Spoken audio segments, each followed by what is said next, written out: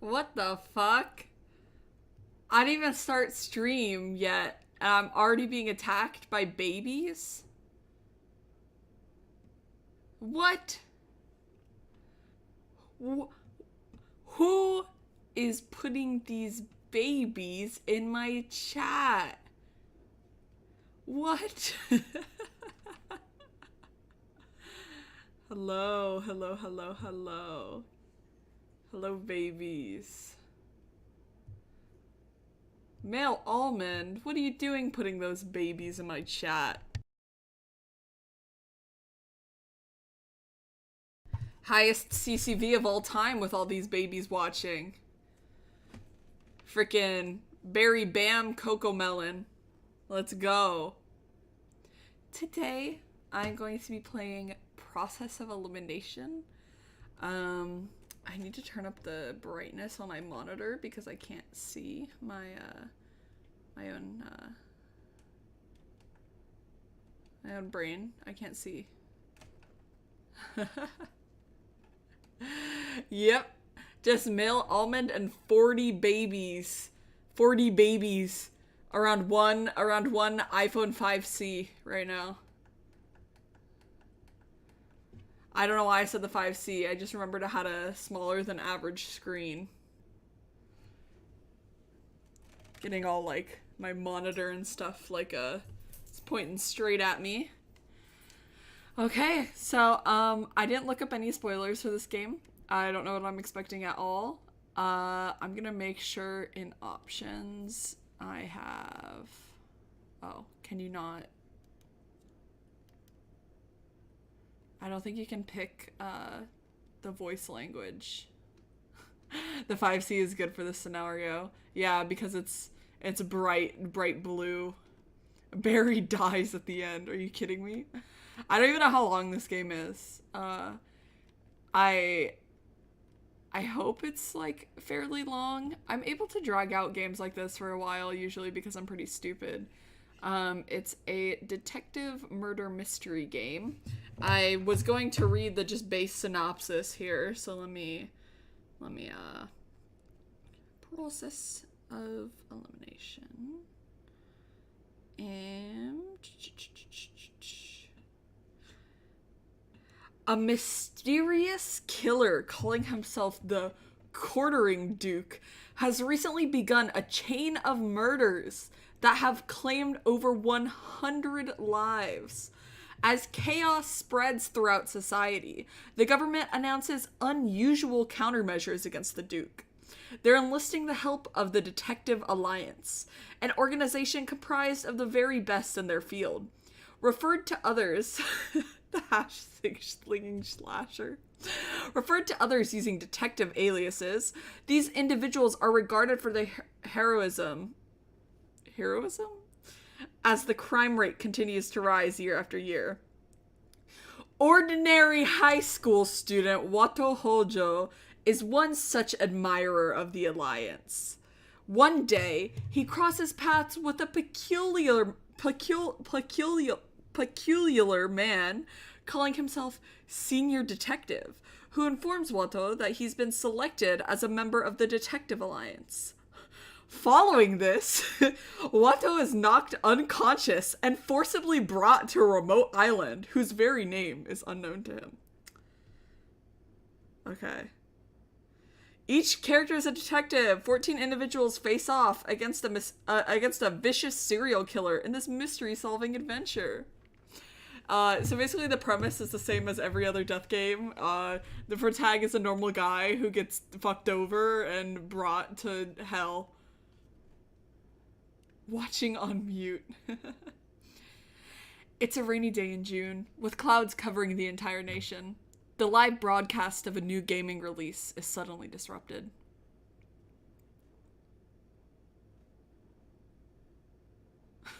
A high schooler named Goro is kidnapped by a detective named Date to a mysterious facility where they get killed by a guy with green hair. Pardon me, but I'm conducting a quick survey. On one side, a recent grad. On the other, a total shut-in. Who do you despise more? The grad on the left. Well, I mean, they're obviously going to be murdered, right? The grad on the left. Thank you for your response. Now, without any further ado, this loathsome grad shall disappear before your very eyes. This individual is hereby condemned to the fate of a quartered doll. Oh! Oh! Oh! He exploded! Entertainment! Hello, dear consumers, and adieu to the consumed. How did it feel? Dismembering the... I don't know what that word is. Death game Andes when they die? Dismembering the revealed with the simple press of a button? Quite good, no? Downright refreshing, even?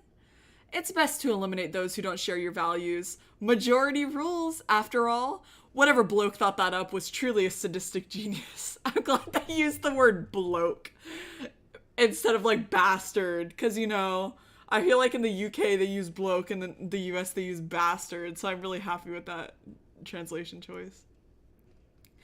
The opposition may be trampled, but there exists no better system. The path to peace must be painted by the blood of the minority. Those behind this policy, the eminent among the many, give less thought to the few than they would an ant. I must hand it to them. It's simply ruthless. Oh, don't look at me like that. It's a joke. A joke. I wouldn't want to get canceled on social media over this. This is a really scary antagonist so far. Ah, goodness. This won't do. No. I've neglected to introduce myself. So sorry. This game is so funny already. You're right. I am His Grace. Or is it Your Grace? Let's say Your Grace, the Quartering Duke, an entertainer come to bring amusement to your world. From now on, every soul in this nation will be provided with entertainment to stir the mind. So please, indulge until you're full to bursting. Should you object to Your Grace's choice of recreation, you are invited to try and reveal his true nature. Such a show can't exist without diversity, you see, for this is a clash between tragic, savage carnage and the comical, cultural stylings of justice. Oh, we currently have about 5,000 viewers. This is being live streamed? Oh my god. Then, for tonight's final act, a question from Your Grace to all our viewers at home.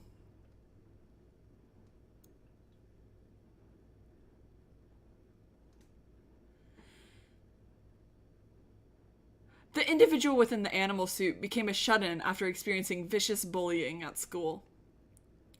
No love for his mother, who raised him alone. Every day, he would hit and yell at her. Before long, she fell ill and died without his noticing. Vtuber death game! Oh no, who's that behind me? This individual was saved by your first impression. With that, I ask, do you still like him? Should over half the viewers say so, I'll release him. Okay, we've got ourselves an abusive child. I like him. Seems not even 500 people liked him. A shame. Nothing short of a tragedy. Truly, sorrow is too much to bear. However, the Quartering Duke snaps his fingers. Wait, can I snap? My hands are a little sweaty. Oh. That is what makes this the very finest entertainment. Oh. Alas, it will soon be time to part ways. As for myself, your Duke, that is, I am the enemy of those who mindlessly consume, and a friend to those consumed. Thus, I take my leave. Do enjoy the show. I think I'm the antagonist here. What's up with this, like, silliness? The video cuts off at 4 minutes, 52 seconds. As a hacked broadcast, those who ran the website were powerless to stop it. The video, just shy of 5 minutes, is shared across the net. mostly among the youth. But things don't end with that. Not just the broadcasted victims, but others killed in the same manner are soon discovered. The common thread: at least 2 victims are always found at once, with their lock screens set to the symbol of the quartering duke. This guy is like, hold on, before I kill you, can I get your like face ID? Can you look straight into the camera for me really quick? The police pour all of their resources into investigating the case, but turn up nothing. Pair by pair, more and more bodies surface, until half a year later, over 100 have been killed since that first broadcast. The sheer number of victims and brutality of the murders filling society in chaos. With their iPhone 5Cs jailbroken, with 40 babies crowded around their iPhone 5Cs watching Cocomelon. The quartering duke, an entertainer? What he's doing is basically a snuff show. This is our pro tag. I grip my phone tight as I read articles about the murders. This guy is dumbfounded. He's so scared he's holding his phone. He's clutching his iPhone 5C in his hand. Speaking aloud despite myself. I've seen the effects of this duke all around me. People are terrified to go outside, and stores have even shortened their hours. You can't take this seriously. I mean, it's the fun in death games is that they're a little bit comical. Like, would Saw be Saw without Billy the Puppet? Like, no, of course not. Bro, flabbergasted. He's literally so shocked he can't speak. There's a lot of gay characters in Danganronpa. What's worse, he's gained some traction among young copycats taken in by his charisma. With the police overwhelmed, small, private agencies like mine are in huge demand. Apparently, even the FBI is getting involved. Oh, Saihara from Danganronpa V3. Yeah, it's the Ahoge. The Ahoge and the black hair are kind of cray. Past events had already stoked the need for this line of work, but the Duke has only made things worse. The media jeers at the detective craze. Mr. Gunjoji says the ideal society is a peaceful one, where detectives are starved for work. He may be right about that. As I lay in wait for my mark, I recall my mentor's words and sigh to myself. I work for the Gunjoji Detective Agency. It's probably one of the punier agencies around, though nowadays we're buzzing with activity. I'm a student working part-time, but they plan to recruit me once I've graduated. The situation must be getting pretty serious nationwide. I mean, I feel like 100 people for one serial killer? That's a lot. That's like a lot of people. Because it's like, who are the most like notorious like US, like American serial killers? Like the Zodiac Killer with like, I don't know, like 10, 15? Like 100 people is a lot. That's a lot. Especially if they're all being like streamed on Twitch. An ideal society has no use for detectives, huh? The thought alone makes me a bit miserable. Is this the reality faced by all aspiring detectives? Okay, that's enough of that. My worries run wild when I'm on my own. It's a bad habit, but I've got to focus on work. He's kind of slaying. I kind of like him already. There he is. My mark is on the move. After a moment's pause, the man clad in a trench coat starts off down the road again. I make sure I'm out of earshot before calling in my report, just as my mentor has instructed. He's saying all of this out loud. Wato here. The target is on the move. He's headed right where you predicted, Mr. Gunjoji. I'll stay on the lookout for any traps as I continue tailing him. And they think this, like, petty thief is throwing, like, Mario Kart blue shells, like, behind him. He's fucking leaving bananas. Like, he better watch out so he doesn't... The serial pet killer case? No! Quieting on my steps, I follow the man cautiously. He's our top suspect in the serial pet killer case, and according to Mr. Gunjoji, he may be armed. Whatever I do, I absolutely cannot allow my presence to be detected. Can I help you? What? Suddenly, the man is right in front of me, and I kill on sight. I reflexively take a step back. Did he notice me following him, despite the cover of darkness and my voice being out of earshot? Huh? Oh, no, I'm all good. I'm, actually running late for cram school, so gotta go. As I try to move past him, the man blocks my path. I doubt you'll make it in time if you keep matching my pace and stopping every time I do. Best detective, guys. Your expression gives everything away. -1 point. Not that you should really be that surprised. You would only stop on a completely empty street like this if you were tailing someone.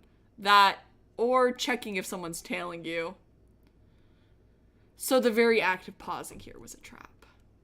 Ugh, how can I make such a rookie mistake? It didn't even register with me. I have no one to blame but myself. You're a fresh face. Who are you? Certainly no detective or policeman, given your noisy, slipshod attempt at shadowing me. No, detective. Blood rushes to my face. I've poured everything into becoming a detective. This is what happens when you hire 15-year-olds. This is why they shouldn't hire 15-year-olds. His words sting worse than a slap to the face. There's no way I can just let it slide. Don't patronize me! I'm Wato Hojo, assistant at the Gunjoji Detective Agency. We already know you've been snooping around here, and that you have a knife! He's a little flop that poured all 3 years of his life into being a detective.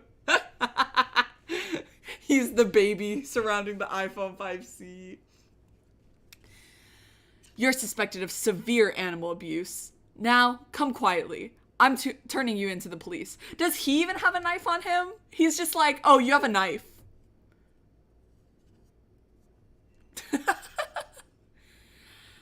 I'd hoped the edge in my voice would intimidate him. Are we hearing his voice too? Are we like able to hear it? But the man only lets out an exasperated sigh. Actually giving out your name? -3 points. This isn't some TV show, kid. Real detectives never reveal their true identities. I bet you can't get enough of those over-the-top crime dramas, can you? As much as I hate it, he's read me like a completely open book. Are you able to... Should I turn up the audio a little bit higher? The moment a detective reveals himself always seems so cool on television. But he's right. Sharing your identity in this line of work is far too dangerous. Something to keep in mind next time.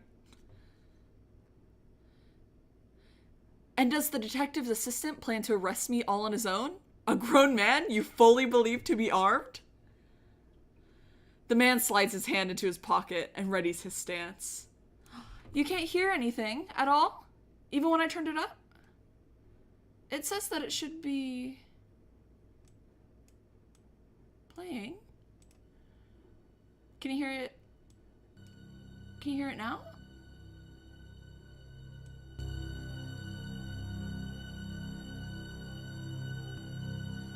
Sorry, I'm just gonna mess with the audio settings until you guys can hear it. I turned it up pretty loud. You can hear it now? Okay, cool. It was just too quiet. Sorry about that. I didn't want it to be too loud, but I think I made it too quiet. He's clearly holding a weapon. This isn't the first time I've gone up against someone armed with a knife, but I still feel my hair standing on end. My heart slams frantically against my ribcage as I freeze up, willing my trembling legs to remain steady.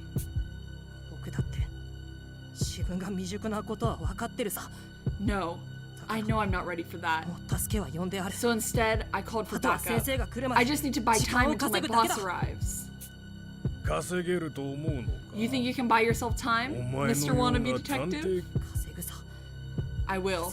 In fact, I have to. One of the pets you killed belonged to a classmate of mine.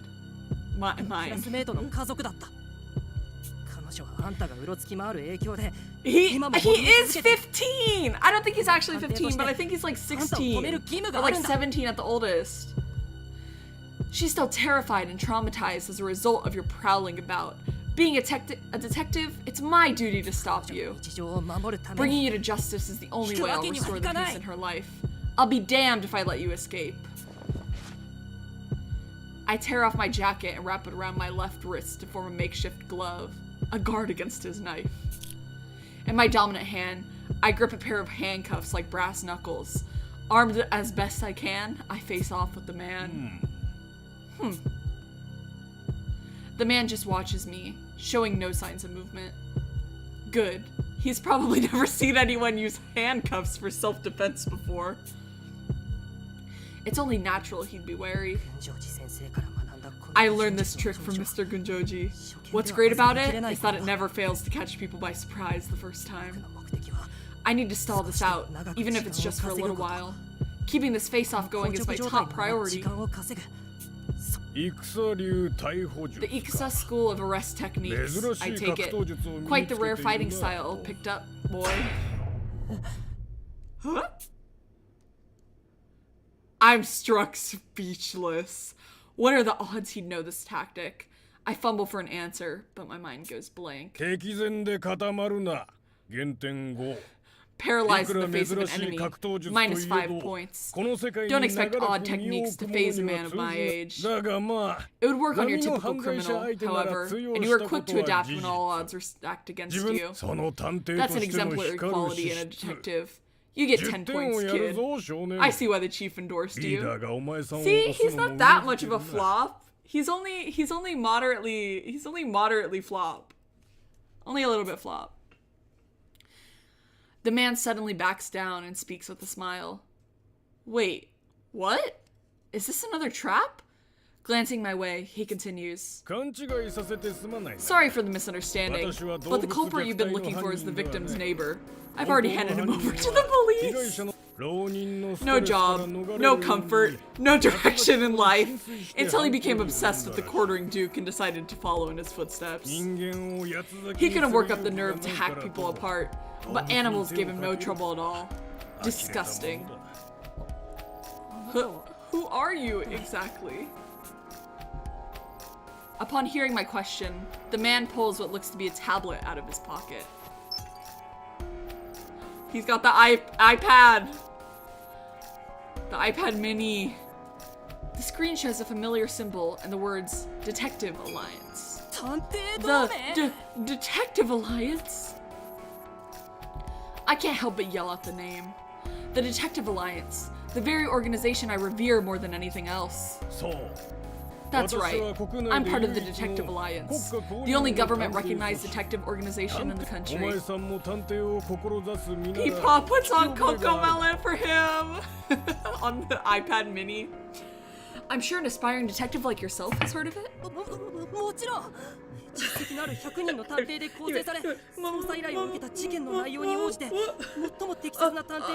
course, it's a mysterious coalition of 100 renowned detectives that always sends the perfect match for the job. The Alliance has solved every case it's ever had, and each of its members has an alias based on their defining traits. Looks like you know quite a bit about this mysterious coalition, detective fanboy.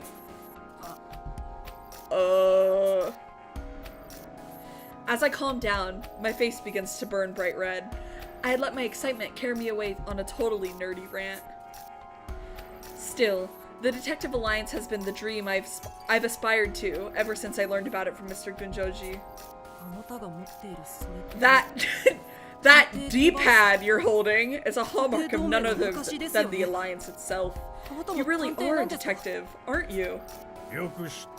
Bingo. Call me senior detective. Been in the Alliance for eons, and though these days, I mostly scout recruits and provide support. Still, none of the younger generation can out-investigate me, especially with cases as cold as that pet killer one. As prideful as he sounds, I can tell by his expression that he's speaking purely from well-earned experience. He has an air about him that's unlike anyone I've ever met, the kind that could only come from a member of the Detective Alliance. As secretive as it is, the Detective Alliance has grown more famous by the day thanks to the recent detective craze. Even now, the news is full of stories about the cases cracked by Detective Alliance members. Then there's all the terrorist plots in the wake of the Quartering Duke incidents that they've thwarted with almost zero leads. The whole reason I joined a detective agency was to carve a path to earning a spot alongside those detectives one day.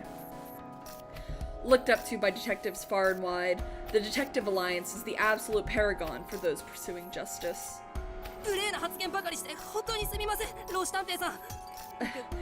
I apologize for my rudeness, Senior Detective Sir. Shouting accusations at you when I couldn't be more I'm talking like him. I couldn't be more clueless. Don't be. I was egging you on, after all. No need for the sir, either.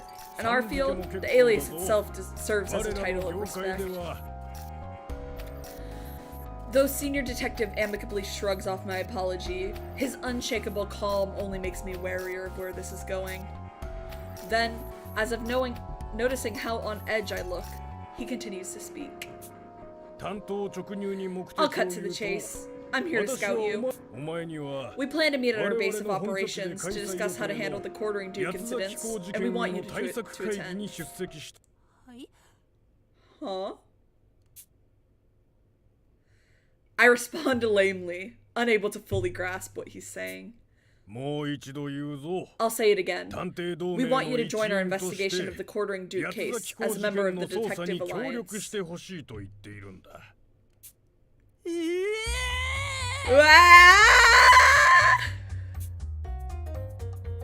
The sound I make is so shrill and alien, I scare even myself. I pinch my cheek to make sure this isn't just some dream. Ow! Nope, not a dream. Maybe this is Mr. Gunjoji's idea of a prank? No sign of him anywhere, so probably not. I like this song. It's silly. Which means...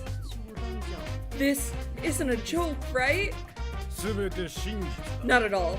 We've received direct orders from the government to put an end to the Quartering Duke's reign of terror. Moe Blob Pro Tag. That goes eek! Ooh, a chosen few detectives will convene at HQ to solve this case and take down the most vile, homicidal maniac of the century. My mind goes blank again. But if this is real, then my dream is coming true far sooner than I ever imagined. There was so much I could learn, so many accomplished detectives I could meet. Ideal detectives, like the ones I aspire to be, the kind who could have prevented the tragedy that unfolded before my eyes 10 years ago? Oh my god. Yes! The best part about Death Games is the random event that happened 10 years ago. Let's fucking go. I'm sure you have a million questions, but I want to hear what you intend first. Will you join us at the table? And help stop the Quartering Duke? Give me your answer. Yes or no? Bro was 5! How can I hesitate? I state my intentions loud and clear. Oh god, what yes do I pick? What if the one yes leads me to be killed and the other one lets me live? The moment I try to answer, oh, Senior Detective's arm hooks around my neck and begins to squeeze like a vice. It's so tight, I can't breathe. I flail and kick frantically, but all I hit is the air and the ground below my feet. I feel a prick as a slender needle pierces the skin of my neck. I called it! It's because I picked yes instead of yas.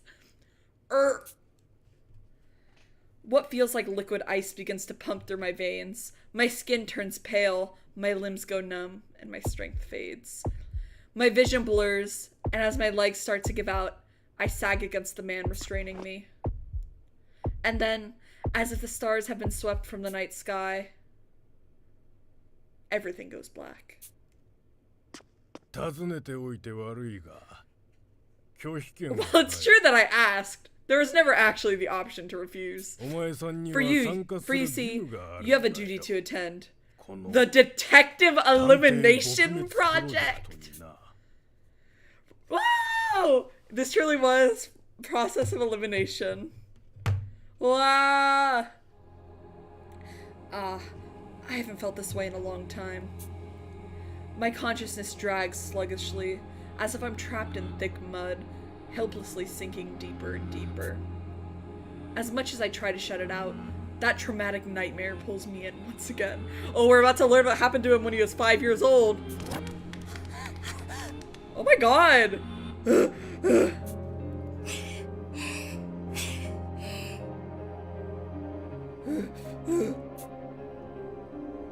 In my dream, I'm running down a dark, frigid corridor, holding on tight to the hand of a girl my age.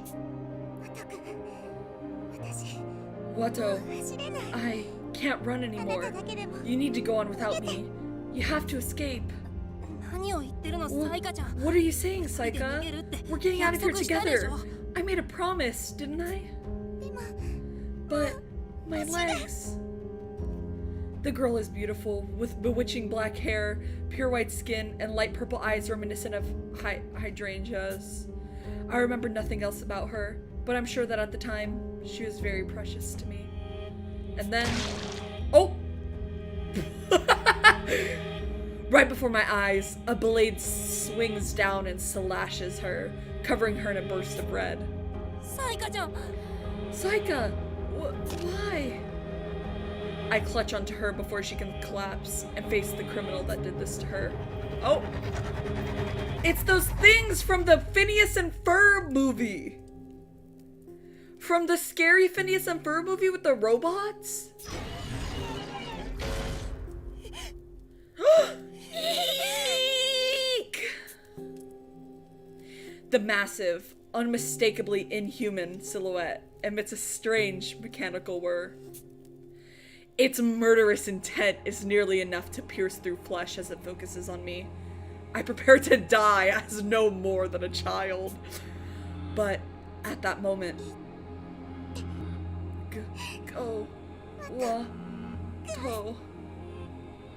The girl in my arms strains to get the words out as her voice begins to fail.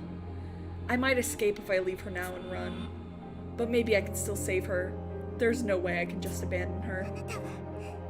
You have to live, become the hero who will save everyone. No. No!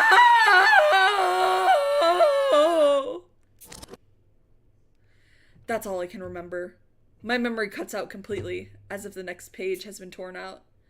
However, since I'm alive, it's obvious what came after. I traded Saika's life to save my own. This was the mass kidnapping and confinement incident.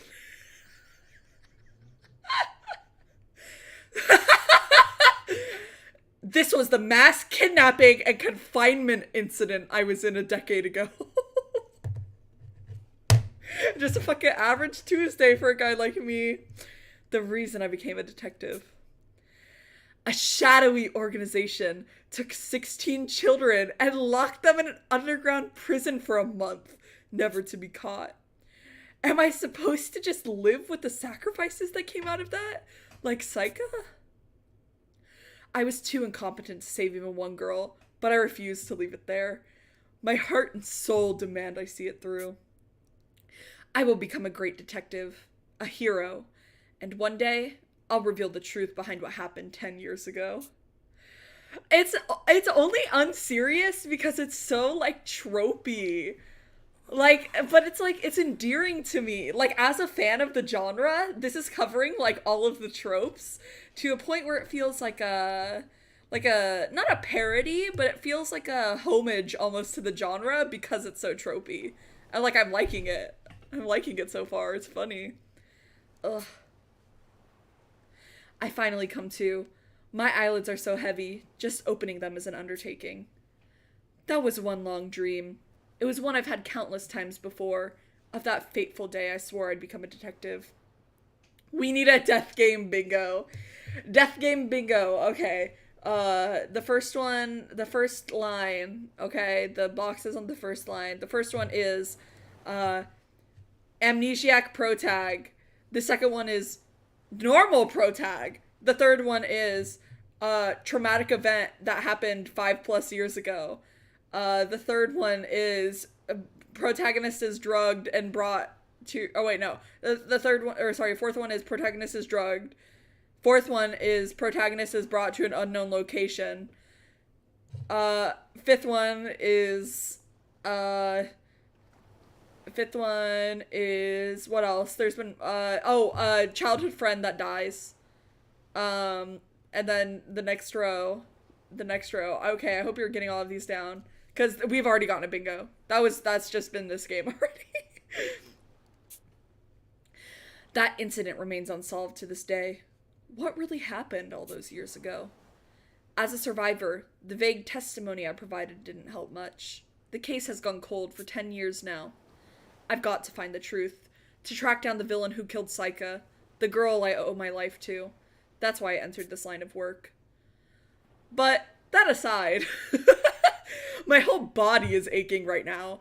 My mattress feels like a rock and smells like rust. I managed to pry my eyes open, but everything's pitch black.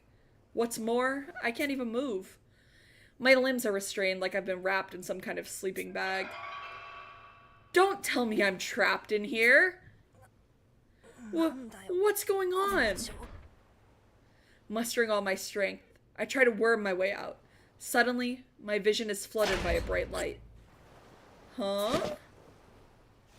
Whatever restrained me slackens as my own momentum forces me upright. The sight I'm met with is a forest? And that sound? Are those ocean waves? Lush woodland lies before my eyes. Beneath me is an old, rusty locker. Guess that's what I'd been stuffed in just a second ago. Youch! My whole body is killing me. How long was I crammed inside this thing? Who would do this to me? And why? When did I even get here? What the heck is going on?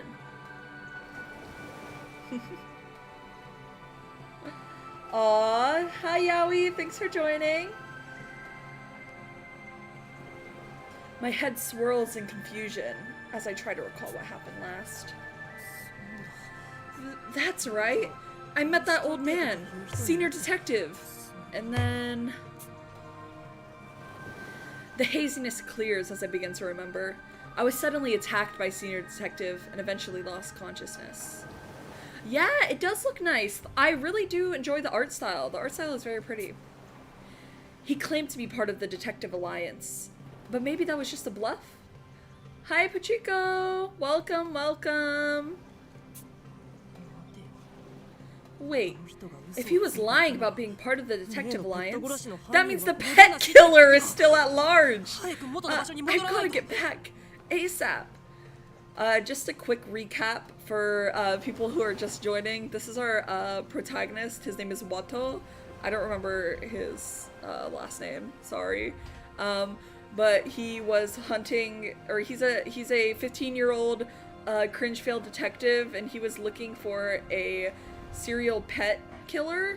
And in doing that, he met this guy from like a big detective agency who like drugged him and sent him to the forest island.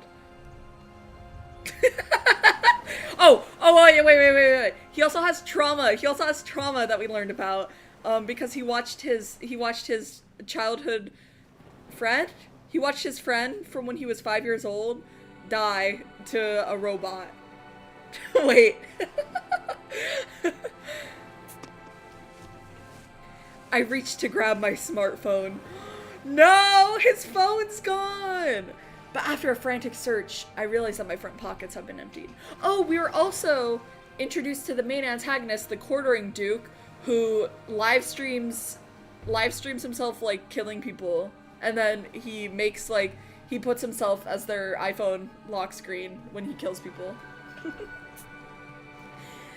As I continue searching my person, I notice an unfamiliar weight in my back pocket. That's weird. I don't normally keep stuff back there. Suspicious, I carefully pluck the foreign object from my pocket. I could do that. He acts a little bit like me too. He goes like, for the sake of entertainment! He's like loud and obnoxious and weird. It's a tablet device, like an oversized smartphone, more or less. The moment I see it, though, a chill runs down my spine. No way. Is this... I lift it up, touching the buttons out of habit. Then, a notification appears. What the hell? What the fuck? What word was I trying to say? Authentication successful. Good morning, Wato Hojo. Seems you got your D-pad working, Sure you were drugged, but stakes alive, boy. Out cold for 3 days straight? -1 point. As the tablet comes to life, a familiar voice emanates from its speaker. This is Senior Detective, the agent who brought you here. We met 3 days ago, though to you, I suppose it'd feel like it only just happened. D-pad, baby! Yeah, the actual opening scene was the Senior Detective putting Cocomelon on the D-pad for Wato. Wait, I was out for 3 days? So Senior Detective's the one reaching out to me. I knew I recognized his voice from before. Still, his tone is pretty nonchalant for a kidnapper. I can't help but feel irritated. This is literally just a normal Tuesday to a guy like him. He's like, aw shit, I'm being kidnapped again. Well, I'm certain you think I've deceived you. You are, in fact, the newest member of the it's really hard for me to say, of the Detective Alliance. If you doubt me, view the detective roster on your D-pad, that electronic device you know as a trademark of the Alliance. As an official member of the Alliance, your personal information should already be recorded in the database. I open up the tablet and look through the roster he mentioned. There, I find my profile, beginning with my full legal name. Wato Hojo, Detective rank 100. I'm like, so chill, lol. Like, so fucking chill, lol. No one is as chill as me, guy who kidnaps people. You're too funny. Yep, that's me. It even lists details only Mr. Gunjoju would know, like my skills and work experience. The doxing D-pad, displaying its full resume to everybody. Ouch! My special skill is housework? I'm no great detective, sure, but that's a low blow. I wonder what else is on here. It lists other detectives' ranks and aliases too? Not to mention intel and investigation statuses on recent atrocities? From the latest incidents all the way back to before I was born. He was born literally yesterday! He was literally born yesterday. Why is that, like, shocking? It's a robust selection of key documents about cases infamous to the public. Telling Wato to what? Far too much for one person to read, frankly. Even at a glance, most of the content seems to be highly technical in nature. This is way too much effort for a prank. Meaning the DA really did recruit me? Can I trust what Senior Detective says? So, I've actually been recruited by the Detective Alliance? This isn't a joke, right? Senior Detective, sir? You're listening to a recording at present. An emergency came up, so I've hidden you in the woods while I go to address it. Literally the most chill guy. He's so fucking chill, lol. Ah, so that's how it is. I assume this was a phone call, but I guess that's not the case. The device's settings must have been configured to play this voice message as soon as it finished authenticating. When you're ready, open the map on your D-pad. Then, make your way through the woods and head for the manor at the peak. Manor? That's another thing on the Death Game bingo? Once there, you should soon meet the others. I promise to head over myself once I'm able, so just wait for me in front of the manor. And one last thing, do not, under any circumstances, enter the structure you'll see along the way. Unauthorized entry will result in far worse than a subtraction of points. Follow my orders like your very life depends on it. Senior Detective speaks without pause. The moment he's finished, the sound cuts out abruptly. I stand there in a daze, holding the tablet, my new D-pad, in one hand. I think every 5 seconds, somebody in chat says this game reminds them of something else. It's because it's so tropey, it's so beautiful. I'm having so much fun so far. I lift my head and peer through the tree line, making up the shape of a mountain with an imposing manor resting on its summit. Is that the building Senior Detective was referring to? While I don't fully trust him, my options are limited. Pressed for choice, I open the map application on my tablet. The morgue. Various graphics appear on the screen, displaying the surrounding area. All that blue surrounding everything must be the ocean, which means I've been taken to a remote island. Morgue. Is that the name of this place? Never heard of it. Could I be in a foreign country or something? I also want to go to morgue. Either way, getting all gloomy won't solve things. I use my fingers to zoom in on the map, hoping to find more info to go off of. The screen then displays my current location and a few details about the vicinity. Just as Senior Detective said, there seems to be some sort of manor atop the peak, plus another structure near the tree line. Without any other clues to guide me, I decide to follow Senior Detective's instructions for now. VidCon panel at morgue!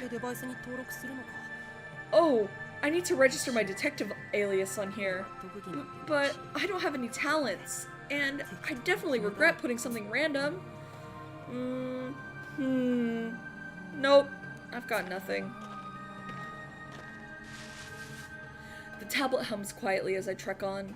Before long, I see a parting in the trees. A massive heliport stretches before me. To its right sits a relatively small 3-story building. Though it blocks my line of sight, I assume that the manor is just up ahead at the top of the hill. This structure here must be the one Senior Detective warned me against entering. It's not like I really trust the guy, so I'm admittedly a bit curious to sneak a peek inside. But as soon as the thought crosses my mind, a sudden sense of unease washes over me. Oh my god! On my tablet's map, I see numerous circular icons displayed within the building's walls. And not just a handful either. Dozens of icons crowd around like ants swarming over food. Judging by my own marker on the map, I think these icons are all people? But if that's the case, what does this mean? My apprehension refuses to die down. I get the sense that going in there would only end in regret, just as Senior Detective had warned. I need to decide my next step carefully. I will. Okay. Should I make a poll in chat? Should we all vote on a poll? Hold on. I'll make a poll. I'm not sure if this is like a non-linear game where like I'm gonna have to go back and choose the other option eventually anyways, or if it's like, oh, if I choose the wrong option I just die. So let me get the poll made. Hold on. Can I save? Yes. You're so smart, Puchiko. I don't know what I would do without you. Okay, wait. Getting the poll. Getting the poll. Getting the poll. Getting the poll. I had to save because I was scared. What are the options? Go inside. Don't go inside. Okay? Those will be the two options.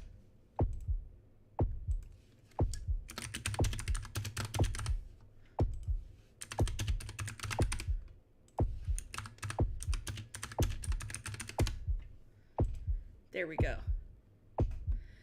Pick. Pick.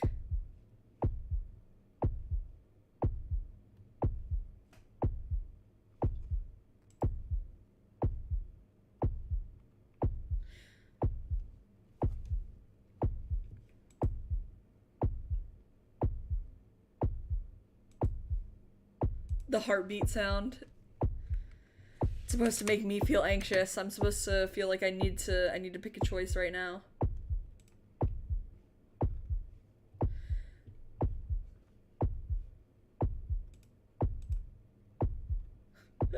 All of us voting on my death. Hey, that's okay. That's okay. I saved. There's no issues. There will be no issues here.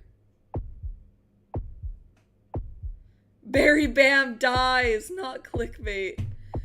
Okay, I'm ending the poll. It looks like we got 100% for go inside. You all want me to die.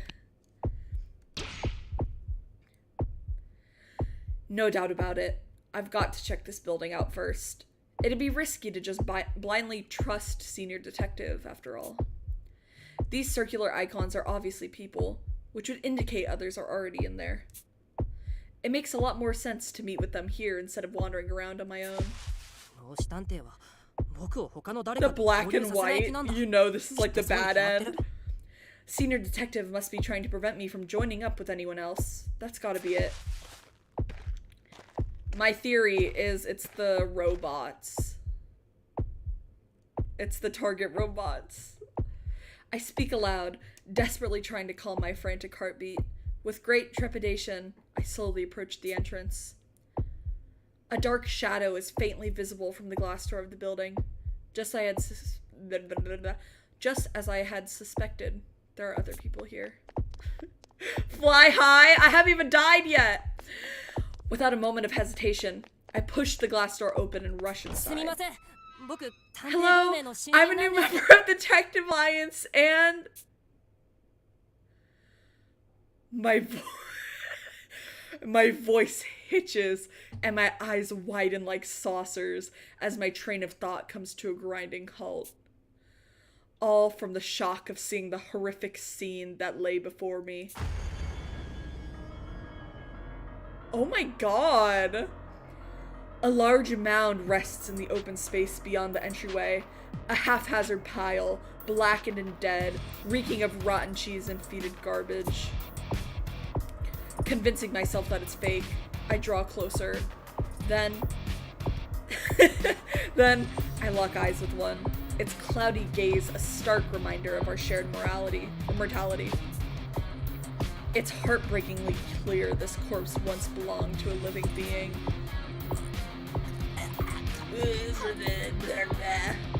Awkward! They're just cuddling. My stomach lurches, its contents spilling from my mouth. I can't take it. Sinking to my knees, I suck in heavy breaths as my heart hammers so hard it threatens to burst. Senior Detective must have known. Regret fills me for not heeding his warning. I want to run.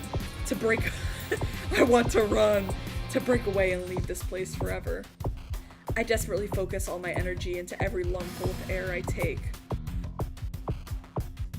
But my pulse won't slow down. In fact, it keeps growing faster. My chest burns like it's on fire. No matter how hard I try to inhale, my chest only aches more and more until finally I can no longer breathe. What is happening? I can't. My instincts tell me I've got to get outside, but my limbs are numb from the lack of oxygen, heavy and useless, as if I'm deep underwater. Yeah, this background music is kind of fire, right? I'm really liking the soundtrack. I crawl, inching along like a caterpillar, but the exit is too far away. A feeling of doom overwhelms me as my strength ebbs away. I can't breathe. I need air. I can't take any more of this. Please, help me. Desperate, I try to scream, but can't muster a sound. The pain is agonizing. All thoughts leave my head. Despite knowing no one will save me, my mind still cries out. Help. Someone. Please, help. I can't breathe. It hurts. I need to get out. I don't want to die. Help. Somebody, please, help me. Help me. Help me. Help me. Help me. Help me. Help me. Help me. Help me. Help me. Help me. Help me. Help. Something snaps. My vision fails, but at least the pain in my chest is finally gone. There was like poison! There was poison! Oh. Oh, what? Huh?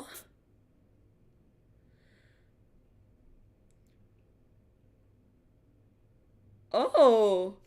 Wait, so he can't die.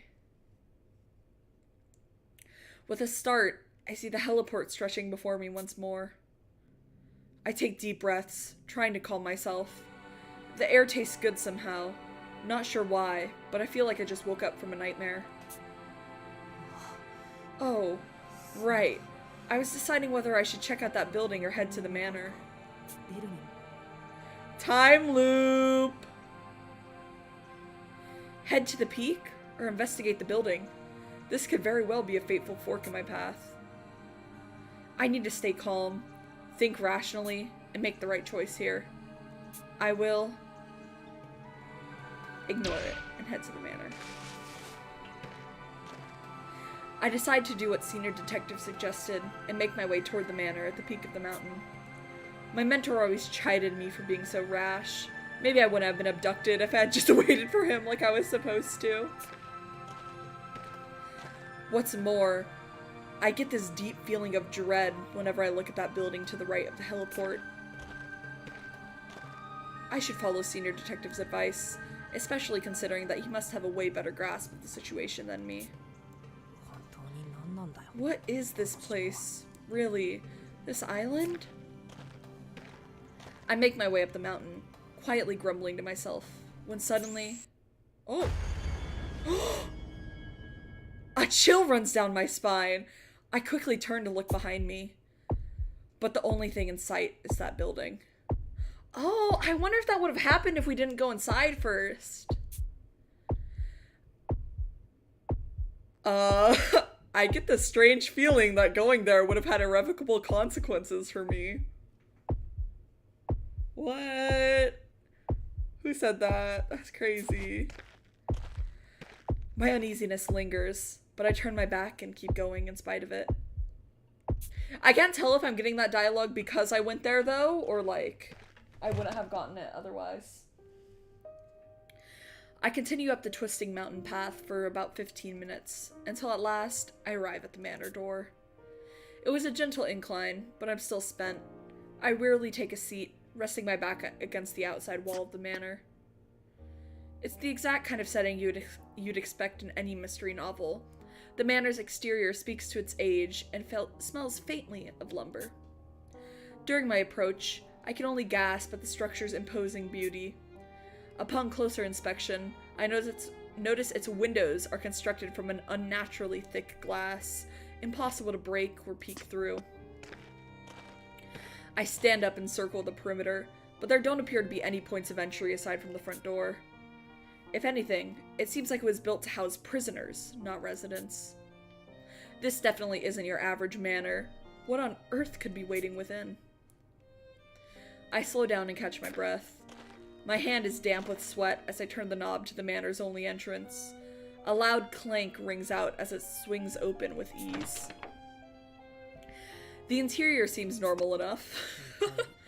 Am I just overthinking things? I ask weakly as I take a step inside.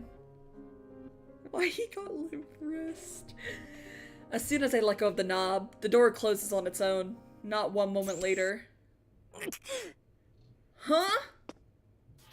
A sharp pain suddenly erupts in my head, causing me to stagger involuntarily. I love this soundtrack. This soundtrack is really good. Listen. A shadow at my feet expands rapidly. My spine tingles as I feel something rush quickly toward me. Without even a moment of hesitation, I kick out and leap to the side. However, Something slams hard against the back of my skull. The impact sends me flying. My vision swims, my mind already fading. Anemia princess! I find myself unable to stand.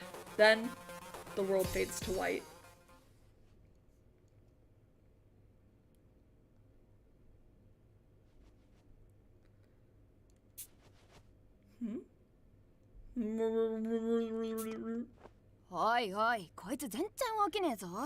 Yo, guys! This chump ain't waking up! How's about I kick him around a bit? Don't be so violent, Rowdy! I hear voices nearby. I totes side with Doleful here. Violence is so not cool. Why don't we just, like, dump a butter of rocket on him? Why don't we just, like, dump a bucket of water on him instead? That idea is just as extreme downtown. Let's try and consider our options rationally. Mayhaps the vital organs are unresponsive? I shall administer a cardiac massage at once. No need for that. I think he's waking up. I open my eyes, but my vision is blurred. The dizzying pain in my head is unbearable. There's a constant ringing in my ears, and my body won't move an inch. A wave of nausea comes over me, but I manage to stop myself from groaning.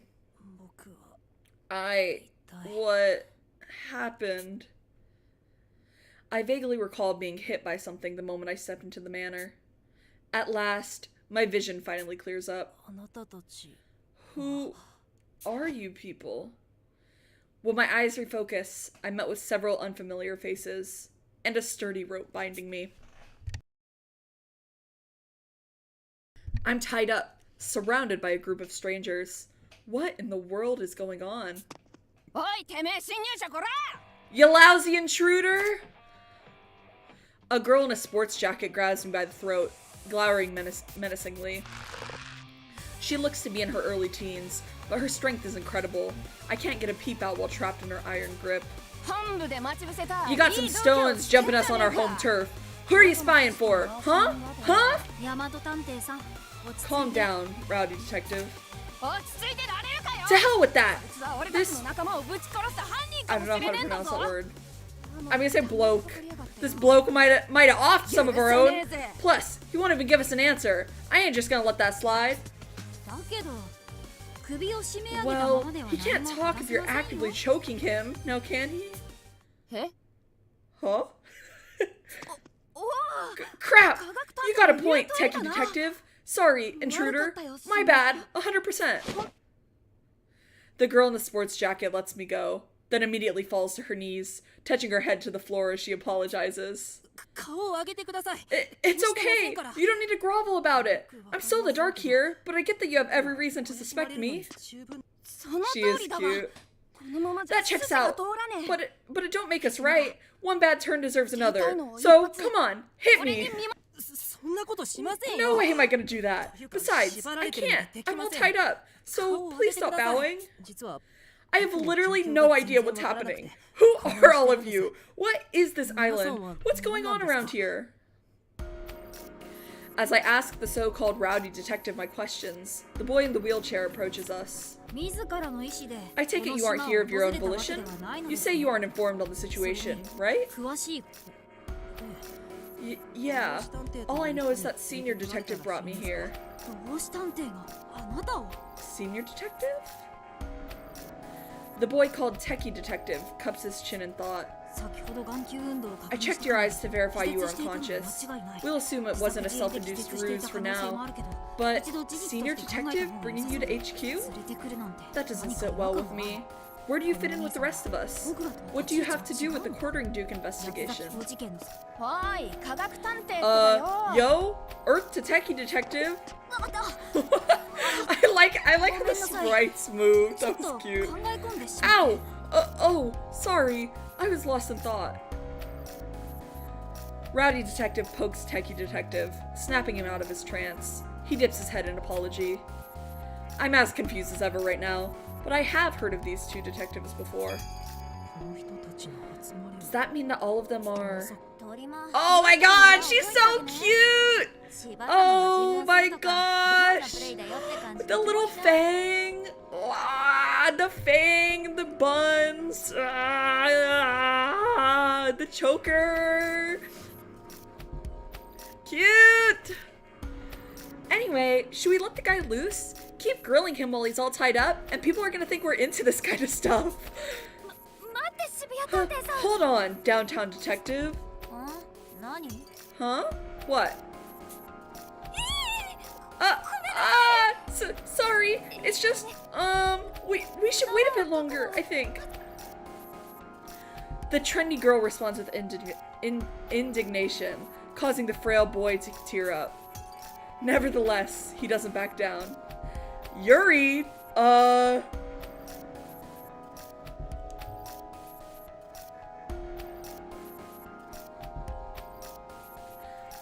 Mayura, I think you might be onto something. It's Yuri. Our enemy wields a deadly poison that can kill over 20 people.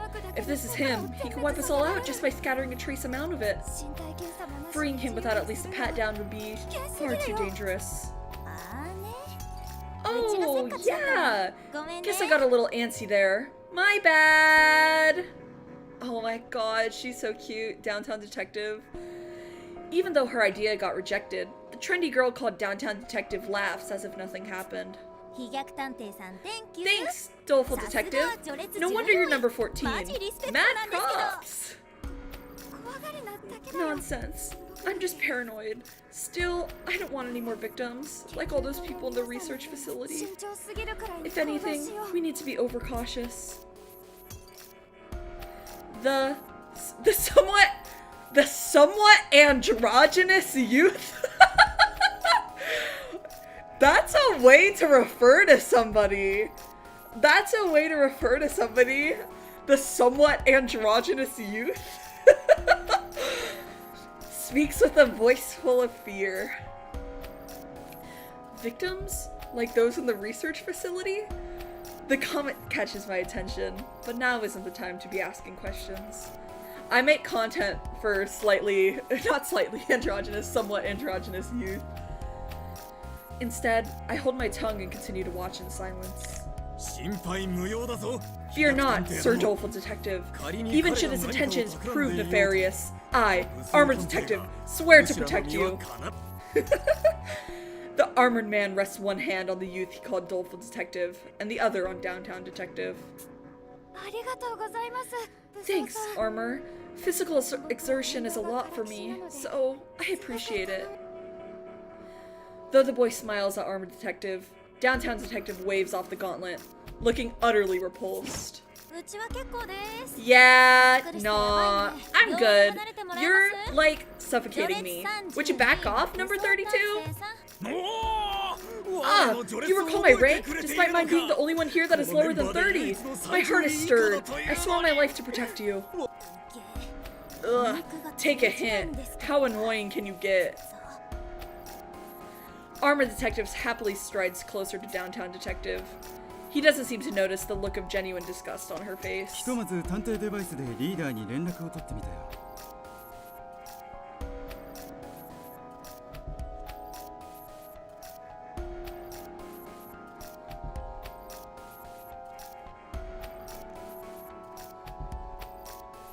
Sorry, I was stunned. I don't know why I didn't realize him in the CG. I was kind of stunned. He's kind of chillingly beautiful. Gampa! Gampa smirk emoji. Oh my god. We're lucky our device's signals allow us to communicate from the manor to the research facility. Oh my god, the weary look on his face. I'm about to fuck this old man. A man who looks like a corporate employee joins the conversation. He holds a familiar tablet-like device in his hands. A D-pad, the trademark of the Detective Alliance. My heart beats fast in spite of myself, as I guess at the nature of my company. Thanks, workaholic.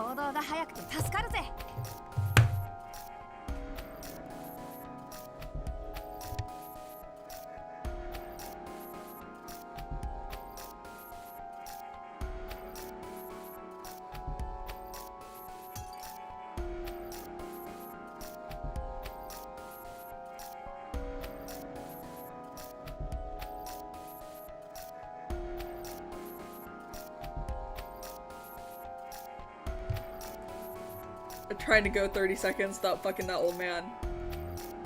I relapsed. I relapsed. I relapsed. I relapsed.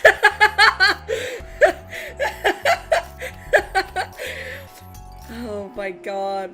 It's fucking over for all of us. We haven't even gotten to the character that I'm excited to see yet, guys. We haven't even made it.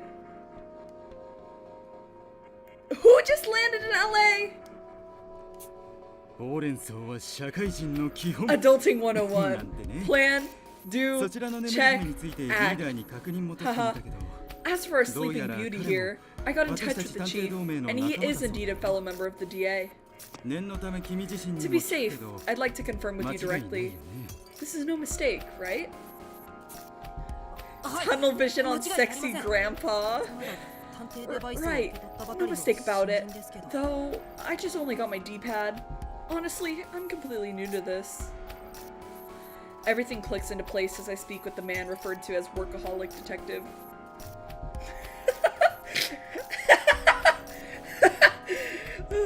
I think it's gay AF to be a salaryman. Like, why do you have a desk, huh? Do you want to be bent over it, huh? I think that's the plot of this game so far. I knew it. They really are part of the Alliance. And these aren't just any average members. They're so famous, even a nobody like me knows about them. There could only be one possible reason why a group of detectives like this would be gathered here. It was the same thing I'd been brought for, to discuss how to handle the quartering Duke. They're all here for that meeting, no doubt.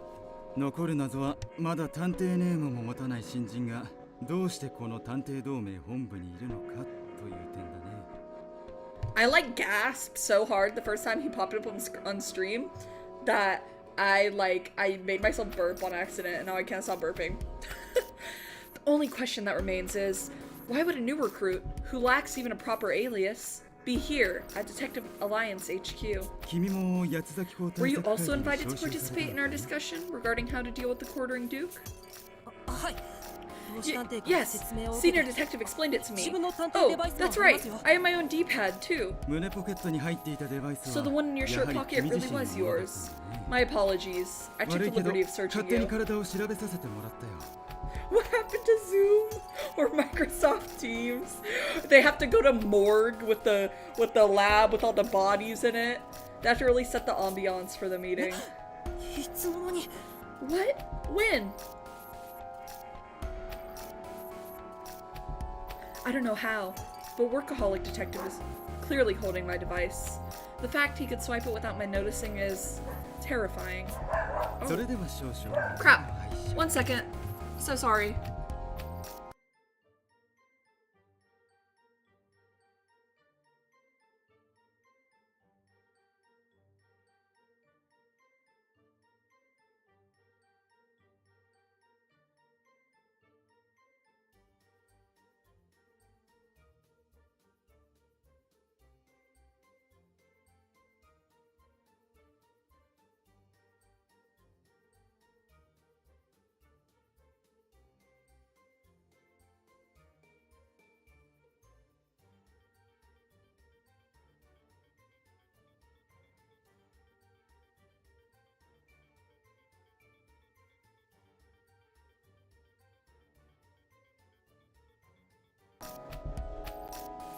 I'm so sorry.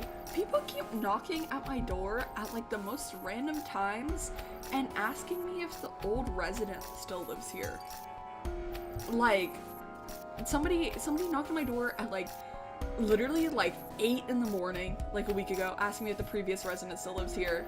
And the previous resident hasn't lived here in like a year now. And they keep asking, and I'm like, no, sorry, no. Like, why are you here? Why are you looking for him? They have like he has a hitman out to get him, and they're just trying to get me instead. Now then, if you would allow me to borrow your hand for just a moment. Anyways, back to the gilf. Workaholic Detective grabs my hand to bypass the D-pad's fingerprint authentication, navigating to the message application with practiced ease. He seems to be checking my invitation to the Quartering Duke meeting, which I had been reading just before I fell unconscious. I see. It's the exact same message as the one I received. It appears you truly will be joining us. Relief washes through me at Workaholic Detective's smile, but it doesn't last long. That being said, anyone capable of infiltrating this island would have no trouble faking a simple email. Workaholic Detective's smile turns grim. His piercing gaze cuts right through me, making my body flare up with goosebumps. Making lousy knockoffs, eh? You're asking for a one-way ticket to hell, pal, courtesy of my fist. You don't give off that unique presence the rest of us detectives have. Just who are you? We lack sufficient data for any conclusions. For now, we have no choice but to keep him under surveillance until we can find out more. The other detectives watch me warily. Their eyes make it abundantly clear that they're on high alert. I completely understand why they suspect my exceptional circumstances, but that doesn't make their looks sting any less. Dwelling on doleful detectives' unsettling remarks earlier leads me to wonder what happened to the Detective Alliance. The Detective Alliance. Look, being on edge won't help us at all, so why don't we just, I don't know, bring him along? We still gotta find Old Man Senior, so it's not like we have time to stand around arguing. Our minds are as one, Lady Downtown Detective. I fully concur. Let us treat him as a compatriot until more evidence appears. Our minds are miles apart, weirdo. But whatevs. Call me an airhead, but I'm with armor on this. I think it'd be chill to take him with. Besides, I know my mystery stories. Splitting up would be, like, total suicide. Mystery stories, you say. Techie Detective smiles wryly as Rowdy Detective grabs the rope tying me up. Yeah, downtown's got the right idea. Rowdy Detective tears my restraints apart as if they're made of paper. I can now move freely, except for my bound hands. But still, what raw physical strength! It's hard to believe a girl smaller than me can be so powerful. Mistrusting each other is exactly what the Quartering Duke wants. So, for now, I'll trust you too. I wish you'd ask before acting, but at the least, I do agree with the notion. My search didn't turn up anything suspicious. Until further notice, you'll be coming with us. Seeing as this is a race against the clock, I'll have to catch you up as we move along. Thank you. The detectives head out, one after another. Now that the mood has lightened up a bit, I can't help but let out a sigh of relief. I've seen plenty of suspects get interrogated in mystery novels and shows, but never once did I expect to be the one on the hot seat. Life sure keeps you on your toes. That reminds me, what should we call you, intruder? You don't have a detective alias yet, right? This is your chance to pick one. Well, my name is... I barely stop myself from answering Downtown Detective with my real name. Keeping your name secret is the first rule of the Detective Alliance. It could be deadly for your identity to get out between cases. That's why, upon joining the DA, members are given one-word code name based on a defining characteristic of theirs. That code name is known as a detective alias. I've longed to have one of my own ever since Mr. Gunjoji told me about them. My detective alias is, despite my yearning for one, it's hard to think of anything on the spot. I have no experience, skills, or defining characteristics. To be perfectly honest, I couldn't even begin to guess why I was let into the Detective Alliance. What? Is it that hard? You're older than me. Shouldn't you have more life experience? Like, seriously, dude, I can't even with you. What's up with all of the... Why do they only hire children and gilfs?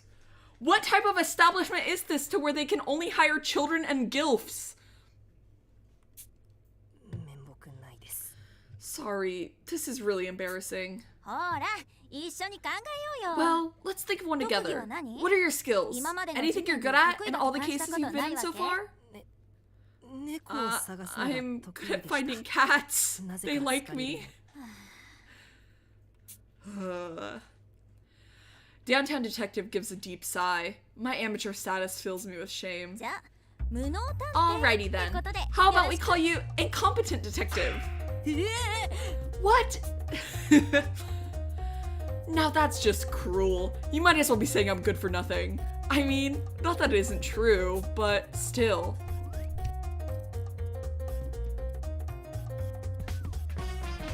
I'd obviously prefer a different name, but before I can object... Hey, everyone! Until we think of something better, this here is incompetent detective, okay? Nice and humble, fitting for your young gun itching to find his place in the world. I see. So it's a caricature of your traits, in the same vein as doleful and workaholic. Right. You're one of us now, incompetent. A name with which you can call upon your aid deepens our bonds. I'm at your service, Sir Incompetent. Oh my god!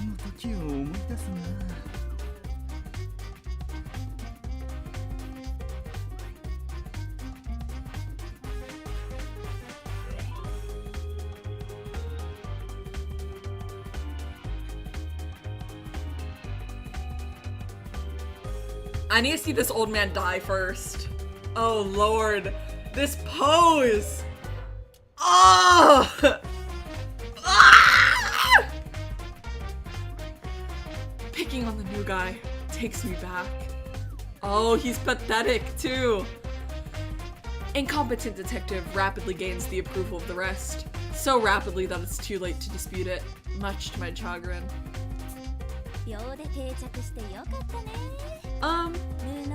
What's the alligator fuck house? Put him in the... Somebody in chat just said to put him in the alligator fuck house?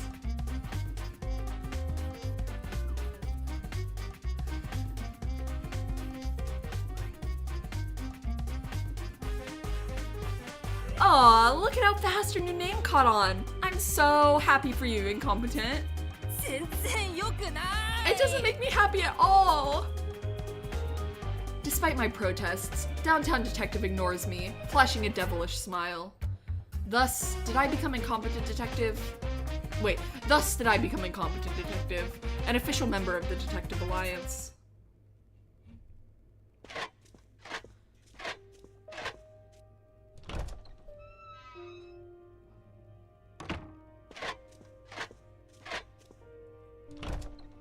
Oh, are you just doing like a tour? I think we're just doing a tour around right now. A bright red carpet covers the floor, and landscape paintings adorn the walls of the corridor. The detectives explain the situation as we walk down the passageway, the scent of the roses on display around us drifting in the air.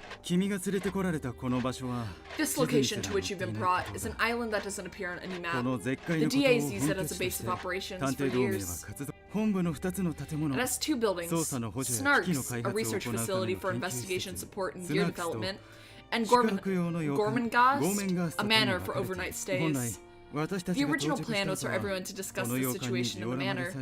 We were to review dioramas of various quartering Duke cases. That was the plan? Rowdy detective suddenly punches the wall beside her.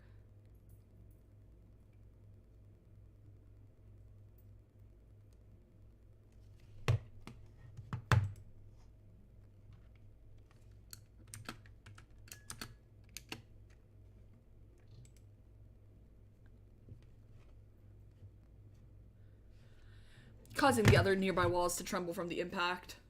When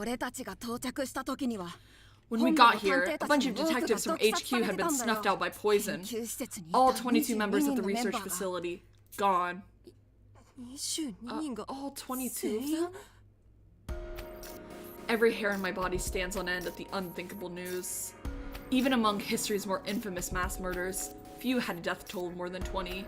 Killing 22 people at once is beyond all reason. The culprit piled their bodies at the facility's entrance as if they were naught but rubbish.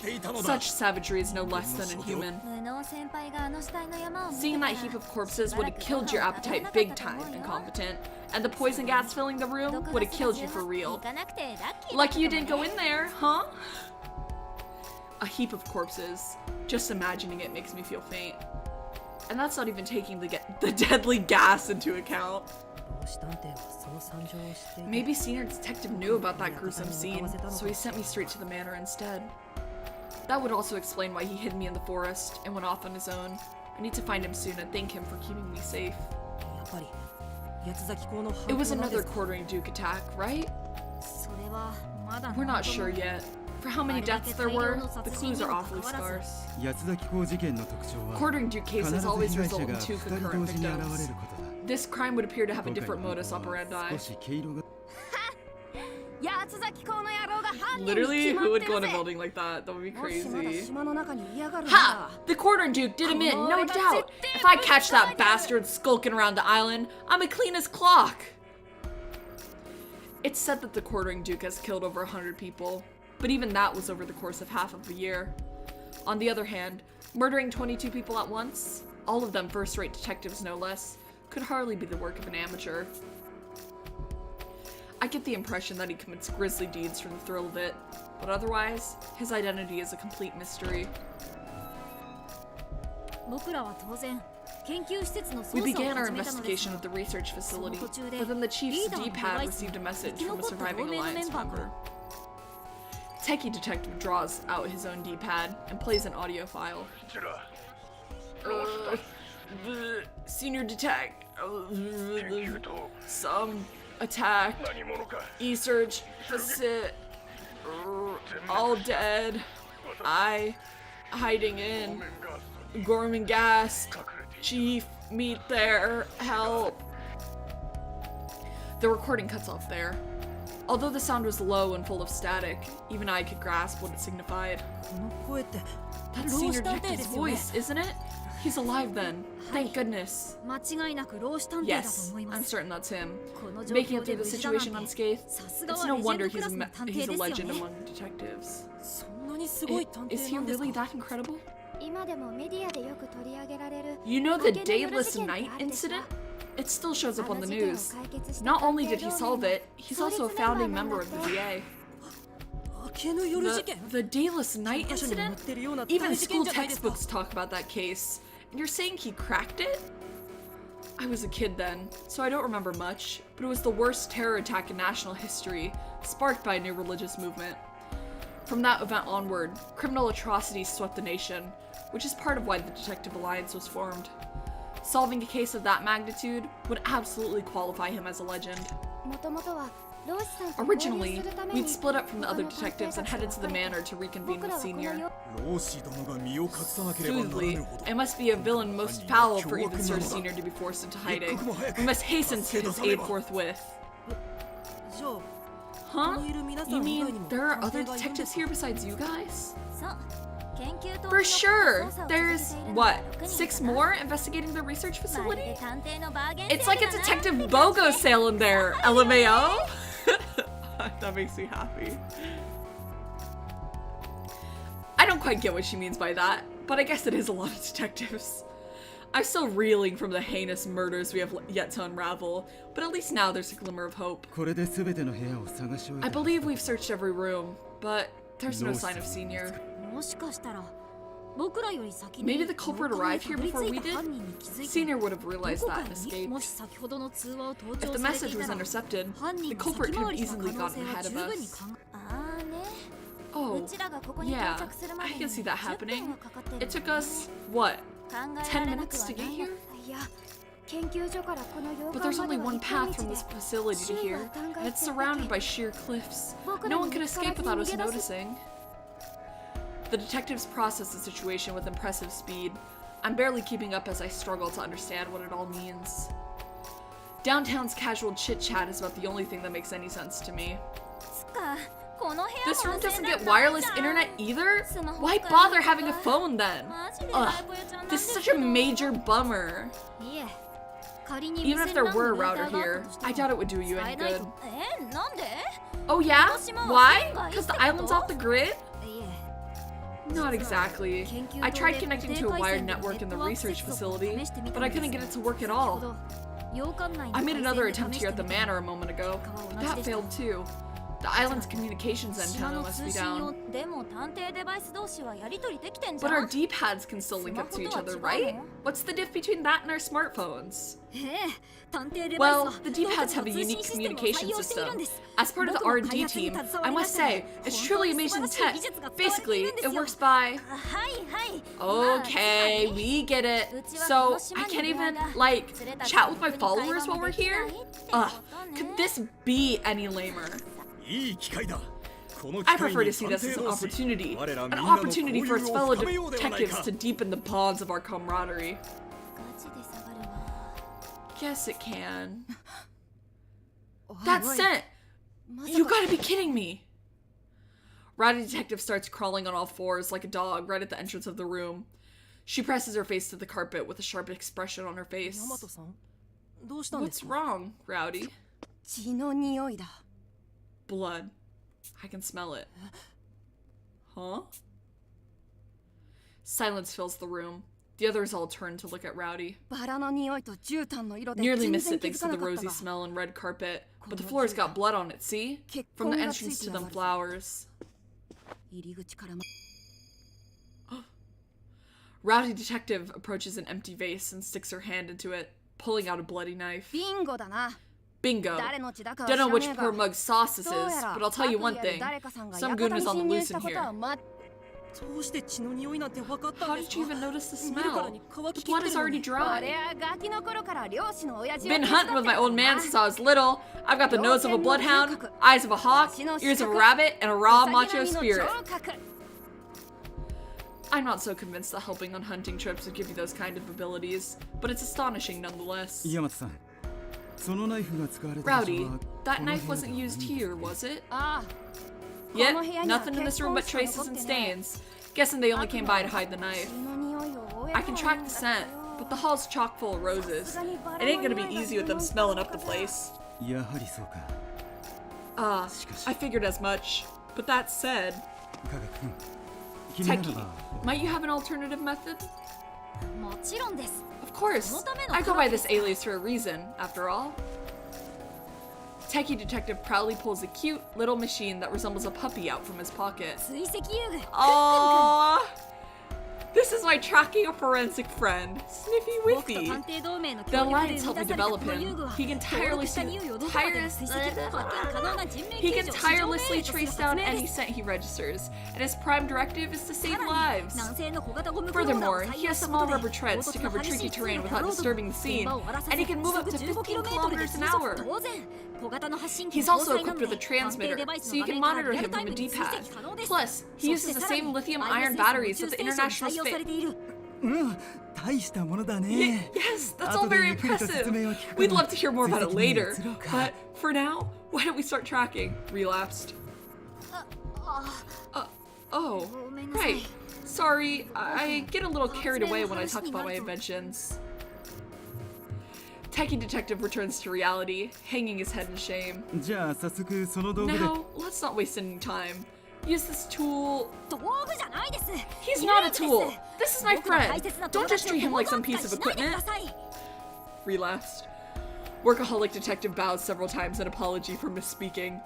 True to his name, he's the very picture of a harried office worker. Techie Detective may seem calm and collected, but careless remarks about his inventions are a clear sore spot of his. I'd better watch my words. Relapsed. Sorry everyone for blowing up like that. Let's get to tracking that scent. Techie Detective calms down, setting his dog-like tracking machine, Sniffy Whiffy, loose near the bloodstain. Sniffy Whiffy scoots across the floor, just like a real dog. He circles around a couple of times, then thumps into the room's door.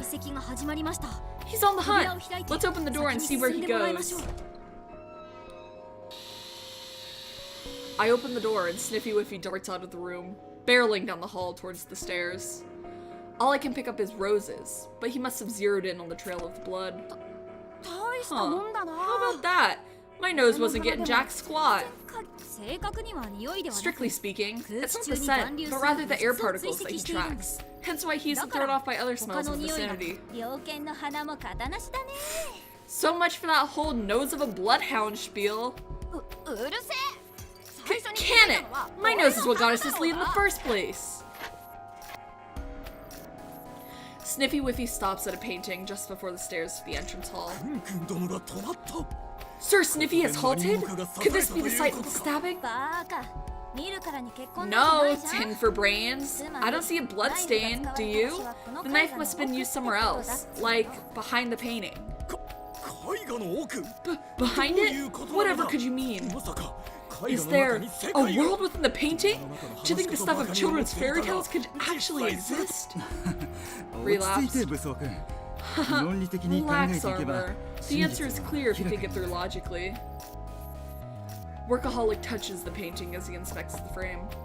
He then gently taps the artwork before pressing his ear against it. Aha. No question about it. There's a hollow space behind the painting, which means that if I shift it like this...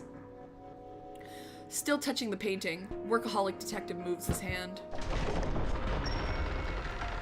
The entire wall around it slips back like a sliding door, revealing a hidden passage. Sniffy Whiffy, who had been waiting in place, begins moving again, right down the newly discovered path. How did you figure that out? Trade secret. You pick it up a lot when you've been on the job as long as I have. Dang, Gramps! You've got me rethinking my take on you. No cap, I might even like, I don't know, kinda sorta respect you now? I wish you wouldn't. He's in his 20s? Barely? Bro, I am fucking this man until the fucking sun rises, okay? When I tell you it's over, it is so over. It is so over. He's lying. Don't even say that. Don't even say that or I'll start fucking him until the sun sets again, okay?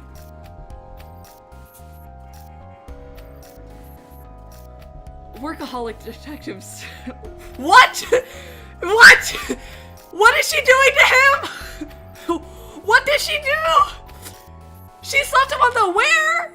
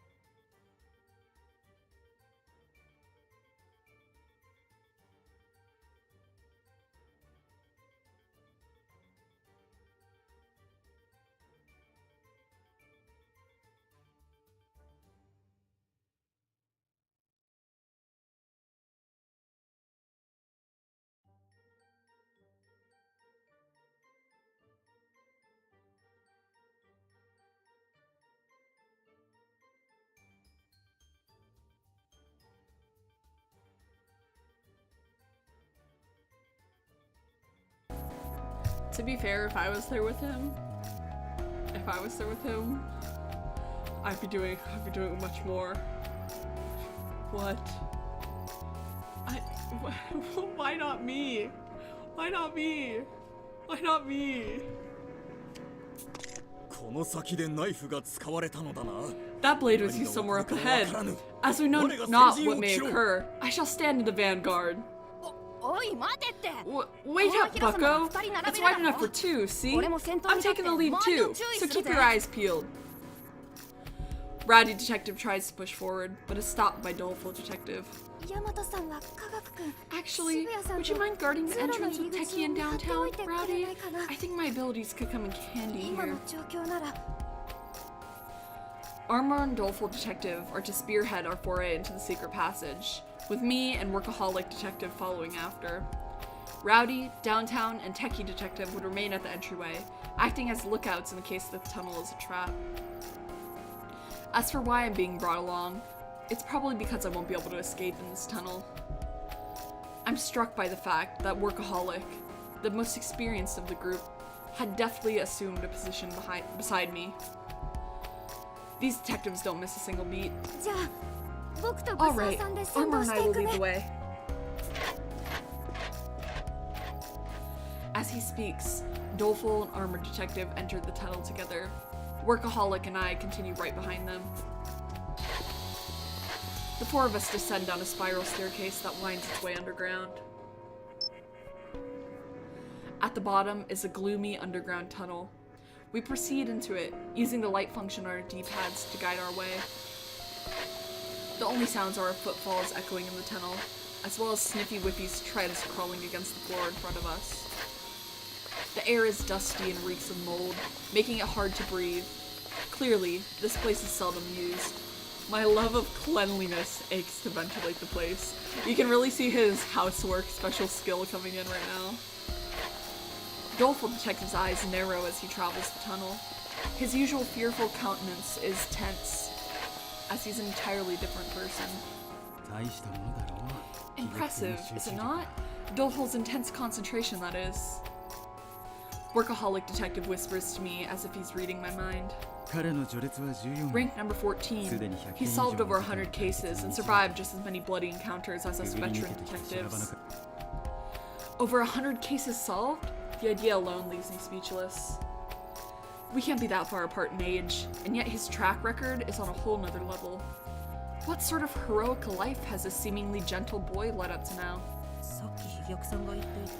What did Doleful mean when he said his abilities could come in handy here? You'll see soon enough. He possesses what we in the Alliance would call the makings of a great detective. Doleful Detective stops in his tracks. Armor, stop.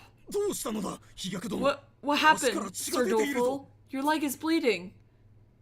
Armor shines his D-pad's light on Doleful Detective's leg, revealing a trail of blood beneath his knee. Something reflects in the light just ahead of them. Huh? There's something at your feet. My guess is that it's a trap to ward off intruders. Judging by the texture, it must be some kind of wire. He's right. When I get close to the reflection, I see red dripping off of an extremely fine wire. It was so razor-thin and difficult to see that, if not for the blood, it would have been nearly imperceptible, even in direct light. I relapsed. Fuck, I relapsed. Oh, Jesus Christ, I relapsed again. This is... The wire saw... Oh, this is the wire saw that the Detective Alliance is currently developing. Why would the Alliance make something like this? For cutting locks to enter sealed rooms, or as a means of escape when restrained. Word is that it requires specialty gloves to handle. Best to avoid touching it, given its intended use. It's so sharp that, with enough pressure, it could cut straight through human flesh.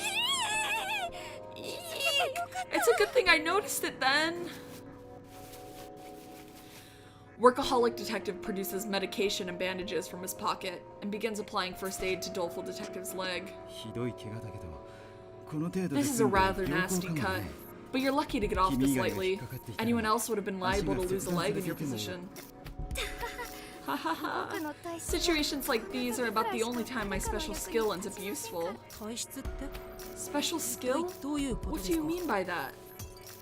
For some reason, Doleful Detective struggles to reply. Workaholic steps in to answer on his behalf. Doleful is a danger magnet with a knack for close calls. From traps to wanted criminals, to finding murder scenes and even evidence.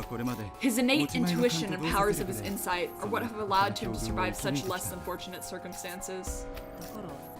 So that's how he has the makings of a great detective.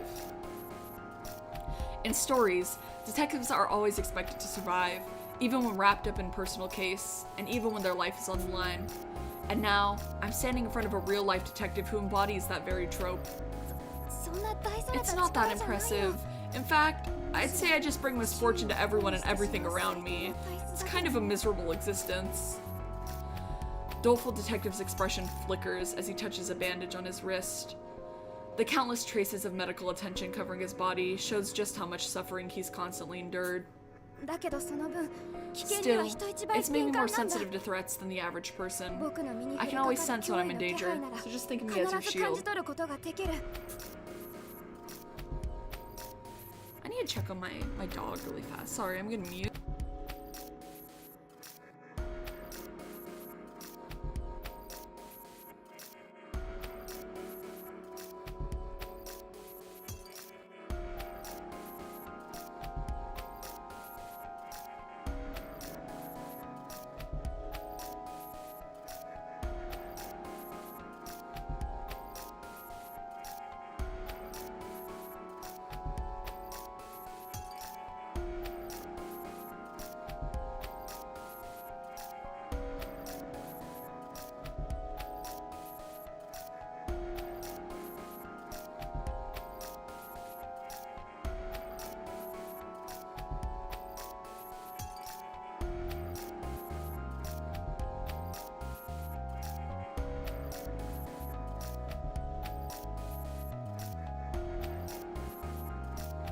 I'm so sorry for all the stream interruptions tonight. My dog has been being very naughty. She was eating bathroom trash again, so, but we got it resolved. I see the resolve within doleful detective's eyes as he speaks. He and I may look similar. I might even be the older one, but nothing in me competes with that look. We couldn't be farther apart. Sir Doleful, you needn't be so reserved. Armored Detective abruptly steps forward. He then swings his arm up before bringing it down to chop the wire before us. Armored Detective! That wire can cut steel! Just because you're wearing protective covering doesn't mean... Fear not. The suit in which I am clad is a product of my family's long-held secrets. Behold, the strongest armor known to man. The wire parts with ease. Sure enough, Armored Detective doesn't have a single scratch on him. Both Doleful and Workaholic widen their eyes in incredulity. No matter the trap, mine armor shall prevail. Set your minds at ease and allow me to take the lead. But putting me in front will minimize the total risk for our team as a whole. I can't stand idly whilst my companions are hurt. Despite my inadequacies, I hastened here to be as an Aegis for each of you. Armored Detective speaks with the calmness that eases Doleful Detective's taut expression. Despite the latter's brave front, he might have been nearing his limit. Thank you, Armor. In that case, I'll stay back a bit and keep an eye out. Is there still bathroom? Oh my goodness, I have to mute again. I'm so sorry. I'll cut this out of the VOD.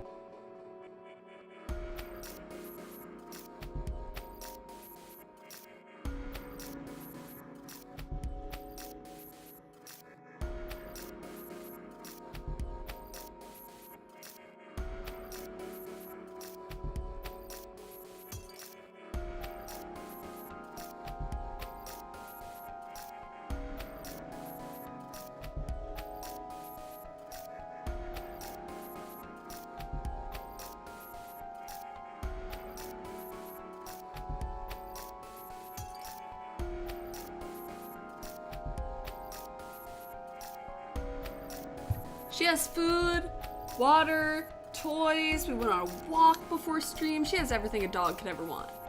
And it's not enough, because there's bathroom trash still out there in the world. Armor, I can sense a threat in front of me. About head height. Another wire, eh? Understood. Without a second thought, Armored Detective swings his hand toward the area Doleful Detective indicated. Chop, chop, chop. Sometimes Doleful's warning comes too late, and Armor runs into a wire. But even then, it never leaves a mark. We continue safely through the darkness, until... Based on the signal, the tracker has stopped 5 meters ahead. It would seem we arrived at the scene where the knife was used. We finally make it to the end of the tunnel with 0 injuries. Save for Doleful Detective, of course. Sniffy Whiffy is parked right in front of a steel door, which means the bloody knife we found earlier must have been used right behind it. I hate to ask, Armor, but would you mind taking point? No need to apologize, Sir Workaholic. My armor exists for the very moments I must forge such paths. And yet, Armored Detective looks tense as he cautiously touches the doorknob. Goosebumps ripple across my body. Deep down, I get the overwhelming urge to scream, "Don't open it!" It's as if my mind somehow knows that what we're about to see is truly horrific. I have an extremely bad feeling about this. I shall open the door on the count of 3. 1, 2. The doorknob makes a click as it turns. My heart rate leaps, but I can't bring myself to look away. 3. A blinding light flashes as the door opens, forcing me to avert my eyes. On top of that, a metallic stench envelops me. The way it sticks to my throat makes me cough. However, none of the other detectives show even a hint of fear as they proceed beyond the door. I hurry to follow them, but at that moment... Yeah! Doleful detective's cry echoes out. As I step into the room, the first thing I see is the ground, dyed in crimson. The red spreads across so much of the floor that at first, I mistake it for a carpet pattern. But there's no way that's the case. Despite my hateful disbelief, the smell filling the air tells me that this is blood. With each breath, the metallic stench fills my lungs, my stomach, my whole body. I'm assailed by an overwhelming urge to vomit. If I lose focus for even a moment, I know I'll wind up spilling my guts out. Upon closer inspection, I notice something floating in the ocean of gore. It's large and reminds me of a caterpillar. 4 other long, thin objects surround it.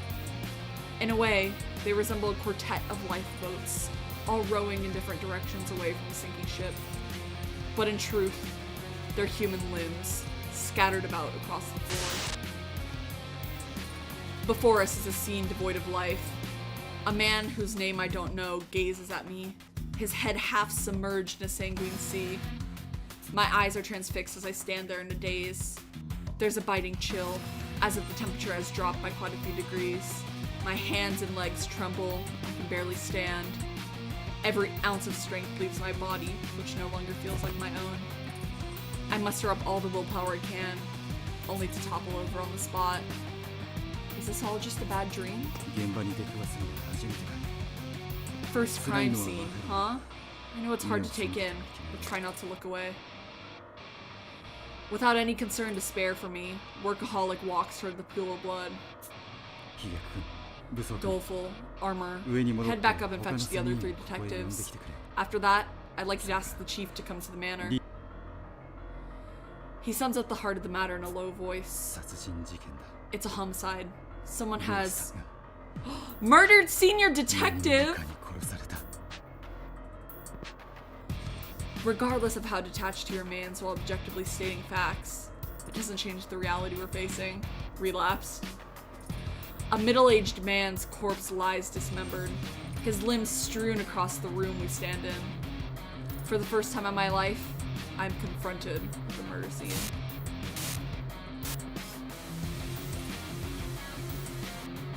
I wish they showed us the murder scene.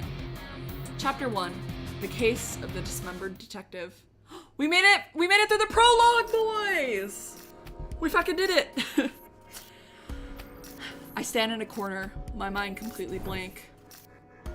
This is my first time witnessing a murder scene in person. Saika's death is seared in my mind, but this is different. Someone I know lies torn to pieces in a vivid sea of blood. Dead. I'm no great detective, and although I tried to steel myself, coming face to face with a scene like this has me too weak to stand. Even once I regain my footing, my legs still struggle to remain upright. The metallic stench of fresh blood is one I'll never be able to get used to. I breathe through my mouth as much as possible. If I had the choice, I'd sprint out of this room at this very second. Relapsed. Workaholic detective ignores me as he investigates the corpse with meticulous efficiency. He and the victim must have been well acquainted. His pained look when we found the body suggests that his mental burden is far greater than mine.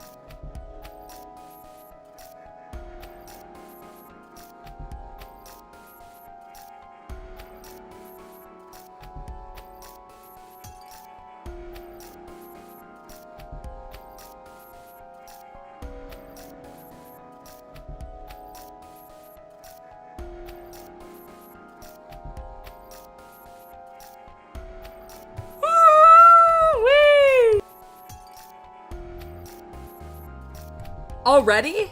So soon? Oh my god. The old man Yaoi's already over.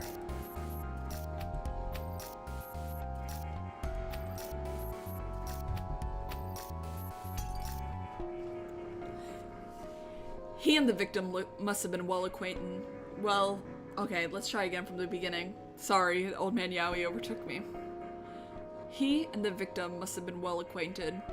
His pained look when we found the body suggests that his mental burden is far greater than mine. Yet despite that, he shows no sign of weakness. How much experience solving homicides would it take to become a detective like him? I can't even fathom it the way I am now.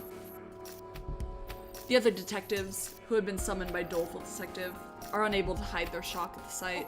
What's the big idea here? I thought Pops was supposed to have made it.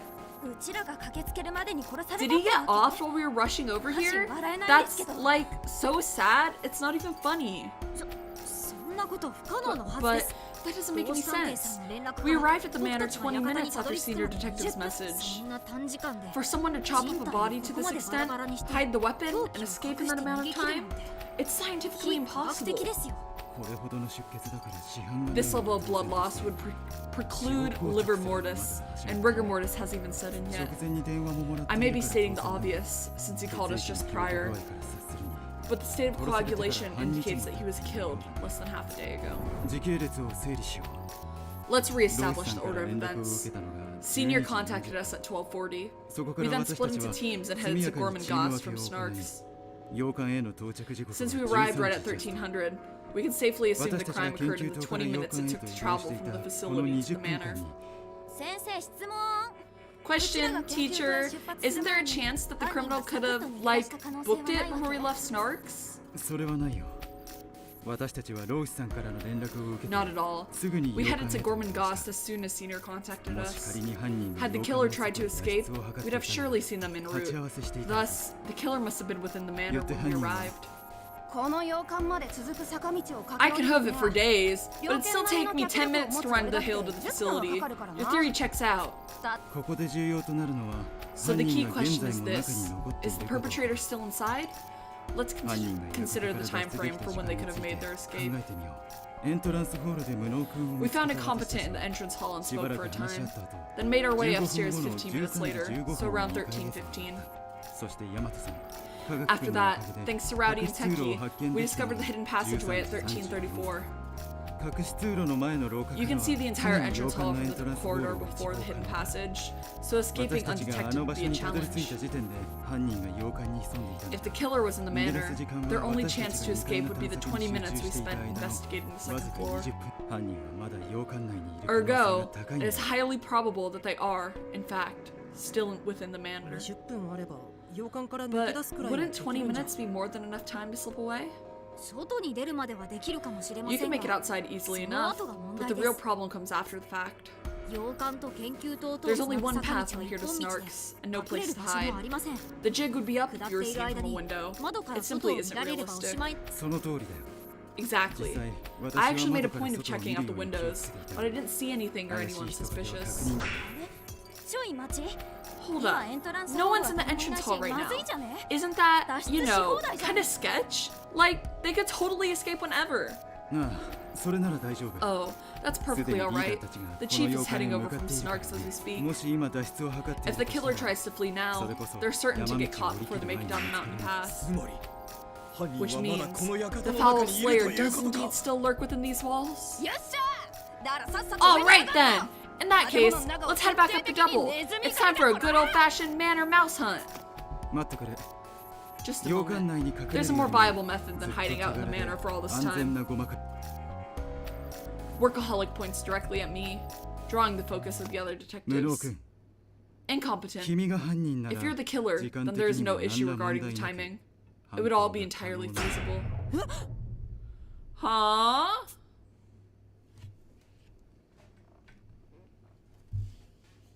My voice cracks as I'm caught completely off guard. Me? The killer? How does that make any sense? It's simple. All you need to do is hack up Senior, then lie in the entrance hall faking unconsciousness. Easily done in 20 minutes. If the culprit was unable to escape the manor, we can only assume that said culprit is you. What are you saying? There's no way I could chop someone apart in 20 minutes. Not to mention all the wires that were set up along the underground passage. How would I have gotten past those? I raised my voice in protest without thinking. Even with armor and Doleful's help, getting through that passage took 5 minutes. It's hard to imagine anyone like me, with no special traits, making it through so quickly. There's the real conundrum. I figure you used some sort of trick. At any rate, I doubt it's necessarily impossible. What do you mean? Listen closely. Can you hear the voices above us? He's right. If I strain my ears, I can pick up sounds coming down from the ceiling. Who are they coming from, though? We should be the only people inside this manor right now. In terms of layout, our current location is directly beneath the entrance hall. I presume that what we're hearing is the chief arriving at the manor. At this basement is likely a hiding spot. There may be extra space between the floorboards so that noise can drift in from above. Now that he mentions it, my own eyes spot gaps in the ceiling where light is filtering through. As Workaholic Detective said, it must be coming from the entrance hall above us. Regardless, the rooms are vertically joined. One could greatly reduce the time required to move between them by means of some gimmick. You could, say, tamper with the floor of the entrance hall, creating a gap wide enough for a person to slip through the basement ceiling. Workaholic's relentless reasoning leaves me overwhelmed. Even if there is a gap, there's no way someone my size could fit through it. Still, he's right about one thing. The entrance hall and the basement are awfully close together. How can I possibly clear my name now that we know it's possible to move between them? Aren't you jumping to some major conclusions here? It's not like you can prove there isn't a hole connecting the ceiling to the entrance. Your whole probatio diabolica bit is just bullying him into a corner. Like, talk about a total mood killer. Lady Downtown has the right of it. So long as any such gimmick remains hidden, your accusation is out of the question. Perchance my plasma knuckles capable of winning any bout can make such a hole, but still, a punched out hole would it close back up anyway. First things first, is it even possible to dismember an adult male to this extent within 20 minutes? Even if the killer themselves is male, they would need an extremely deft hand at amputation to pull off something so difficult. Not like you need to skin him or bleed him out. Any hunter could do it. Hell, it would have been a snap if I was the crook. So it's safe to assume you're the culprit, then. I just bet I could is all. There'd be no time to deal with all that spurtin' blood anyhow. Actually, I'd say there was. Workaholic probably shares my thoughts on that. So you notice as well, it's true. One could dismember a body in a short span of time, if they use those wires we encountered. As he speaks, Workaholic holds up a blood-drenched wire. Unpleasant as it is, I'm reminded of how easily Doleful Detective's leg was cut earlier. You mean, someone used this wire on Senior Detective? Yes. In fact, it's possible that Senior Detective was already wrapped up in these wires when he got in contact with us. He may have done so under duress, after which the wires were pulled, slicing into pieces. All that remains then is for the culprit to escape. I chanced on one of those wires again when I went to get the others. My foot happened to slip on it since it was coated in blood. Based on the amount of blood, it's clearly not the same wire you first encountered. The killer must have anticipated us getting past the wires in the passage and discarded it on the floor there. Or perhaps, the killer themselves set the traps in order to hide the murder weapon. Either way, we have no other recourse but to suspect incompetent for now. Speak up if you have any objections. I didn't do it! I shout on impulse. Regret fills me almost immediately. I'd say the same thing if I was guilty, as would anybody in my shoes. I refuse to believe Incompetent did it. But that's all the more reason for us to find out what really happened. Agreed. I don't want to accept that a fellow DA member could do such a thing, but as a detective, pursuing the truth is paramount. Workaholic fixes me with a steely look. I want to speak up, but I don't know what to say. I've reached my limits just processing all of these theories. There's no room for me to make my own deductions. Hold up. Ain't the idea of incompetent being the perp a bit too, I don't know, far-fetched? You ask me. We got the wrong guy here. Do you have evidence to support this? I'd like to know why you don't suspect incompetent. Call it a gut feeling. I'm usually dead on the money with these sort of things. That's downright scientifically impossible. We need to base our investigation on solid proof and logic. Back off, Poindexter. You looking for a fight? Okay, time out. No more fighting, guys. You're, like, seriously harshing my vibe. But that little punk was the one who... Look, it's not like Teki said he full-on suspects incompetent or whatever. Am I right? Precisely. I simply believe it's too early to confirm or deny that hypothesis. We can't rule out either conclusion yet. The culprit could have fled, but they could also still be inside the building. Oh, sorry about that. I might have gotten ahead of myself there. Again. Workaholic detective claps his hands, interrupting the discussion. It appears we have a number of opinions. I'm going to the entrance hall to meet the chief. Let's investigate this individually after that. Halt! Sir Workaholic! We have many a detective assembled here already. Ought we not to join forces and confront this case together? Perhaps. But even in the short amount of time, our conflicting opinions have already come to light. Each of us seeks to tackle this case through a starkly different approach. Collaborating in these conditions would only work against us. I concur. I'll proceed with my investigation my own way, calmly and scientifically. What's with that glare? You got a bone to pick with me or something? I already apologized. At the end of the day, I'm human. I'm gonna get where I need to be by following my heart. That alone ought to disqualify you from this line of work. Like hell! It's all over once a detective forgets what it means to be a human. Oh my god! Just cool it already! I literally just asked you not to fly off the handle. I like her. I like her a lot. Downtown Detective, she's so cute. Downtown Detective does her best to intervene as Rowdy shouts at Teki. Doleful stands beside the three of them, flustered and directionless, as Armor and Workaholic continue their heated debate. It doesn't seem like the investigation is going to start anytime soon. Just like Workaholic Detective said, everyone's playing this by their own rules, so no one is taking the lead. Everyone... I want to suggest we all work together, but the words die in my throat. There's no way I could be so bold when I'm the prime suspect. I know that, and yet, I feel like I need to say something. My fist clenches. Unlike me, each of the detectives here has their own talents and strengths. It's my incompetence that really drives home how amazing they are. But that's exactly why I need to speak up now. Now's not the time for arguing, wouldn't you say? I chime in, but my voice comes out so softly that no one hears me.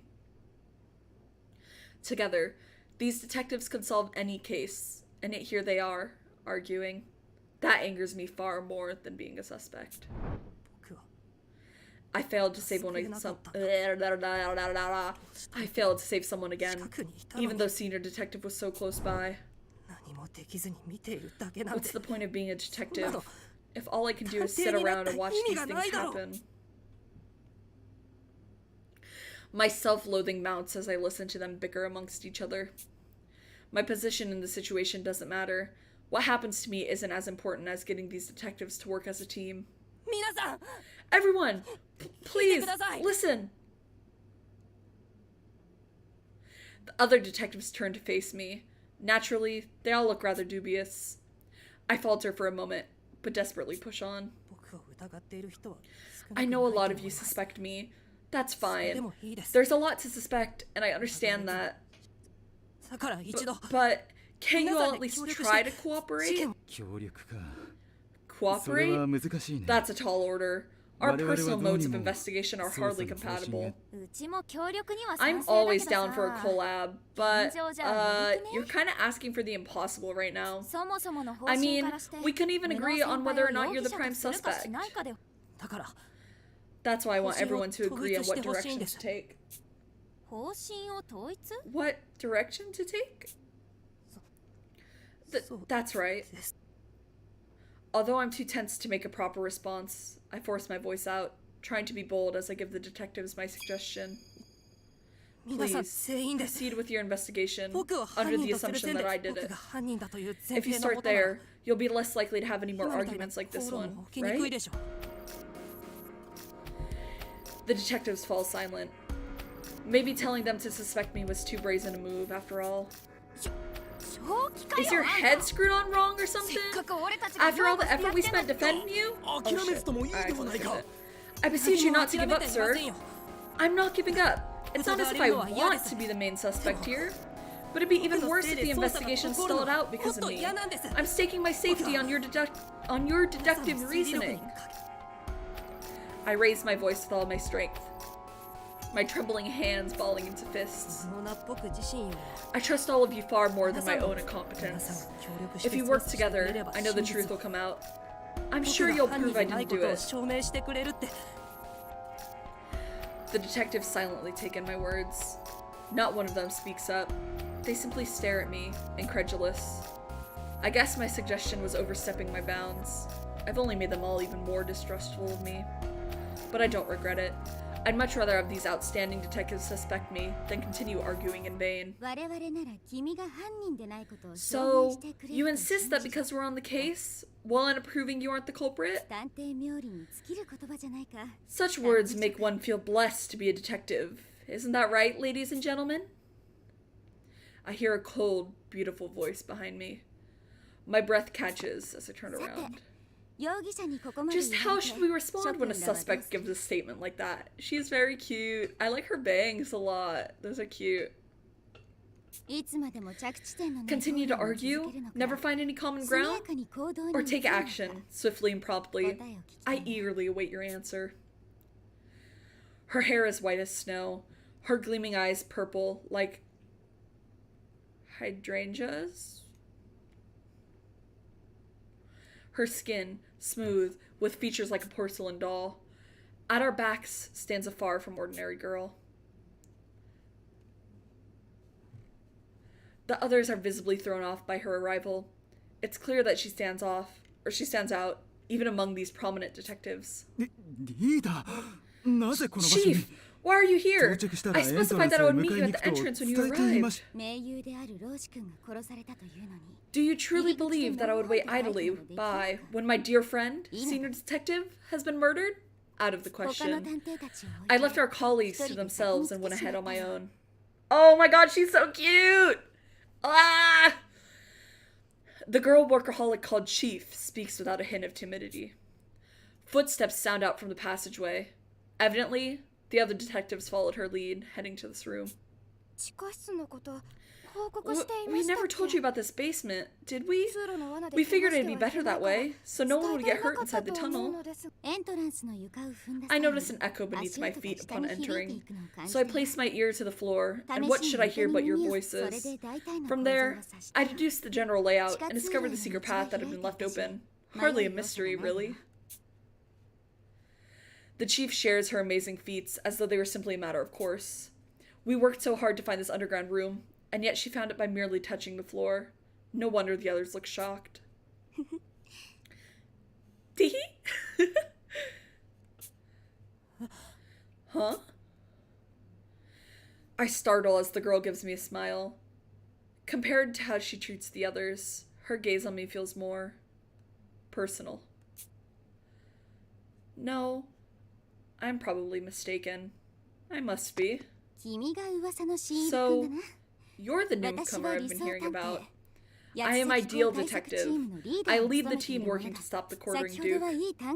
Your spirited appeal earlier was admirable.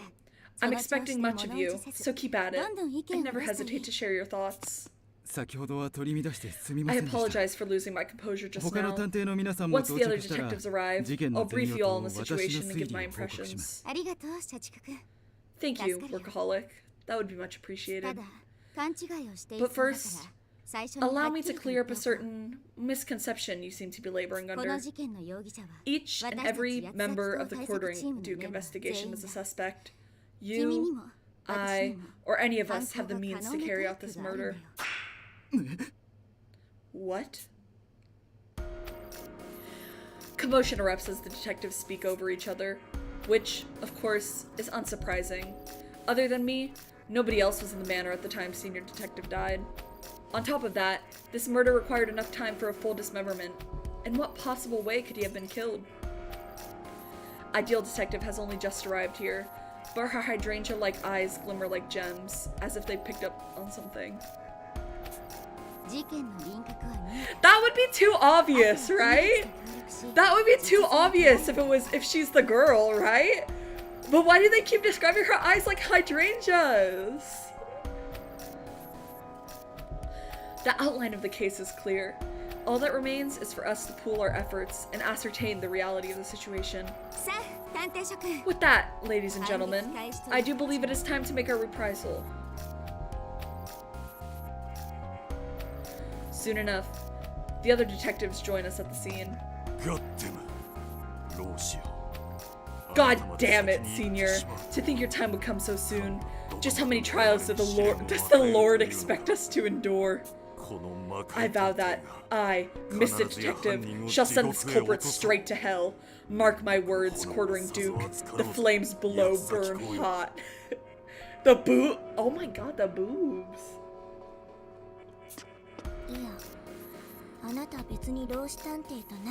But you weren't even close to Senior Detective, the girl said, coldly stating facts. They looked at me first! You mustn't mock our bond, Bookie. Members of the DR are spiritually bound, soulmates. The extent of our interactions is irrelevant. Repulsive spiritual intimacy aside, I concur. The Quartering Duke must pay, the girl said, fists shaking at the thought of her adversary. A middle-aged man, in anachronistic Western garments, and a black-haired girl clutching a hardcover book approached the body, chatting. The man has a mien of a seasoned veteran. The girl, on the other hand, looks around 10, yet doesn't flinch at the sight of a corpse. Both of them must be experienced detectives.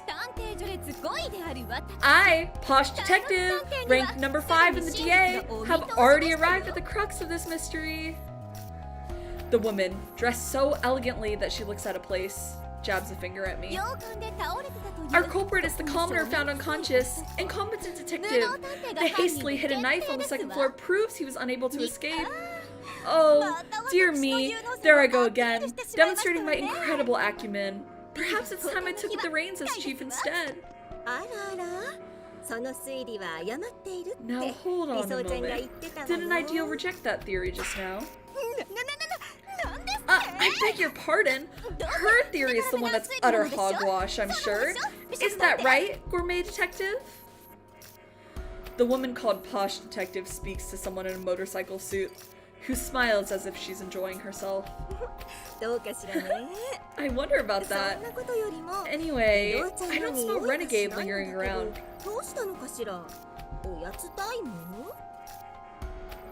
Okay, guys.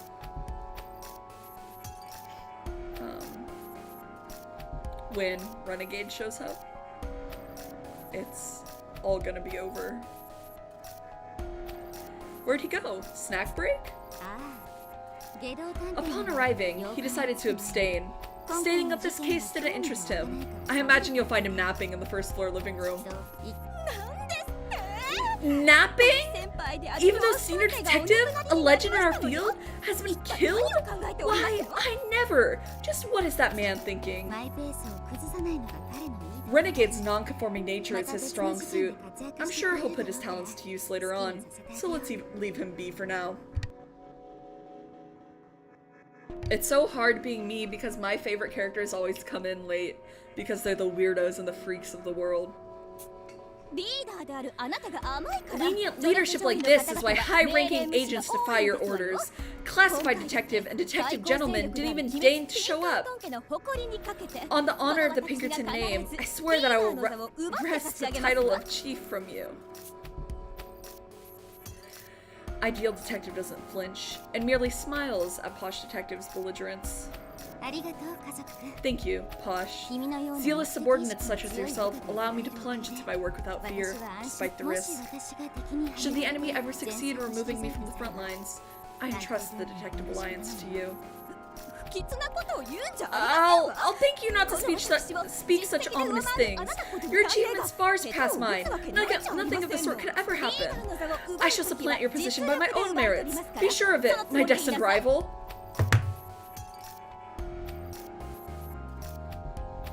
Your destined rival?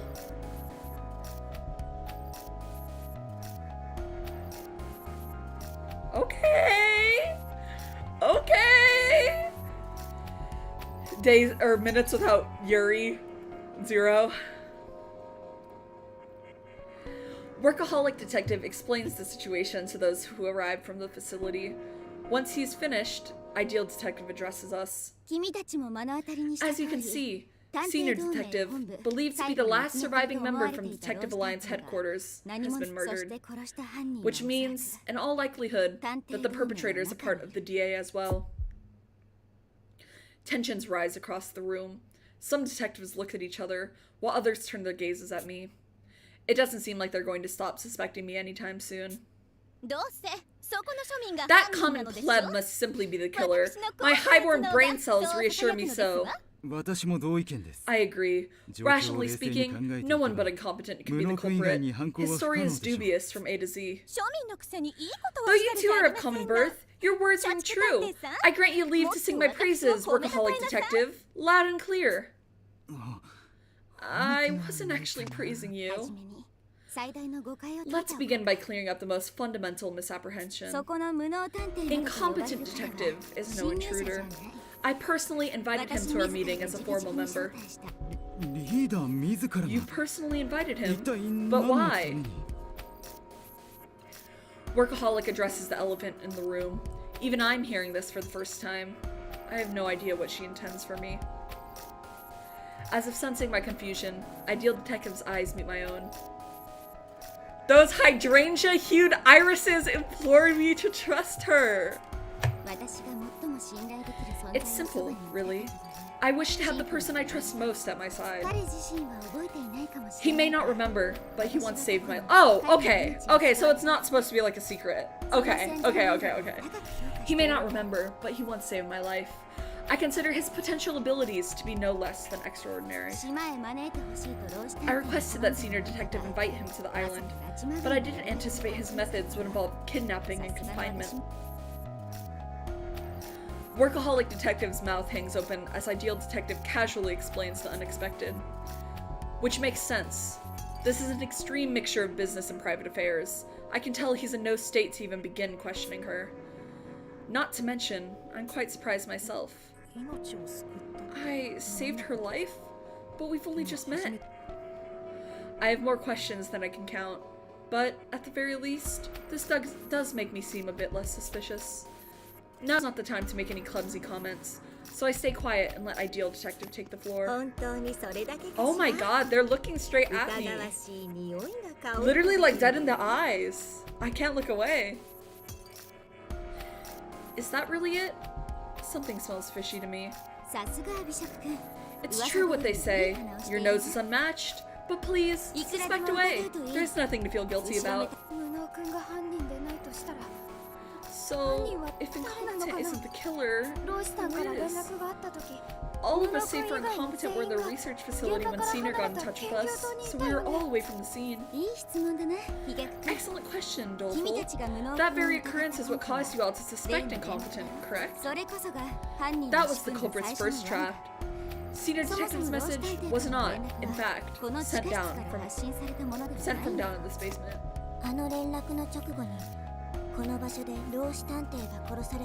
But Senior Detective was unquestionably killed here after making contact, wasn't he? The girl asked the chief with full sincerity.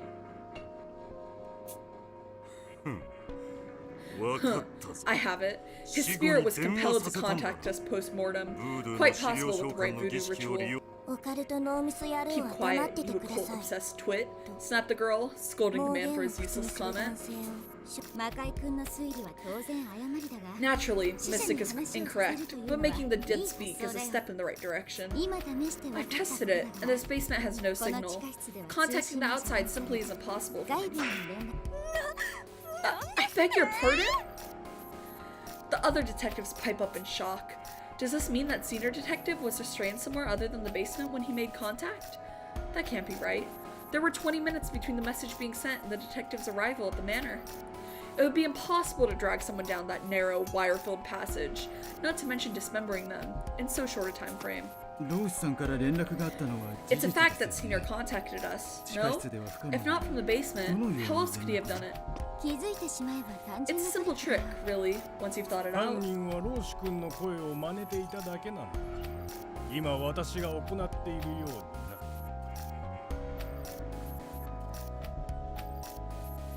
I don't know if you could hear, but she was just doing his voice. Like, exactly. The culprit imitated Senior's voice, just as I'm doing right now. Ideal Detective sounds just like Senior Detective as she speaks. If my eyes were closed, I may well have mistaken her for the man himself. She's that skilled at impersonating him.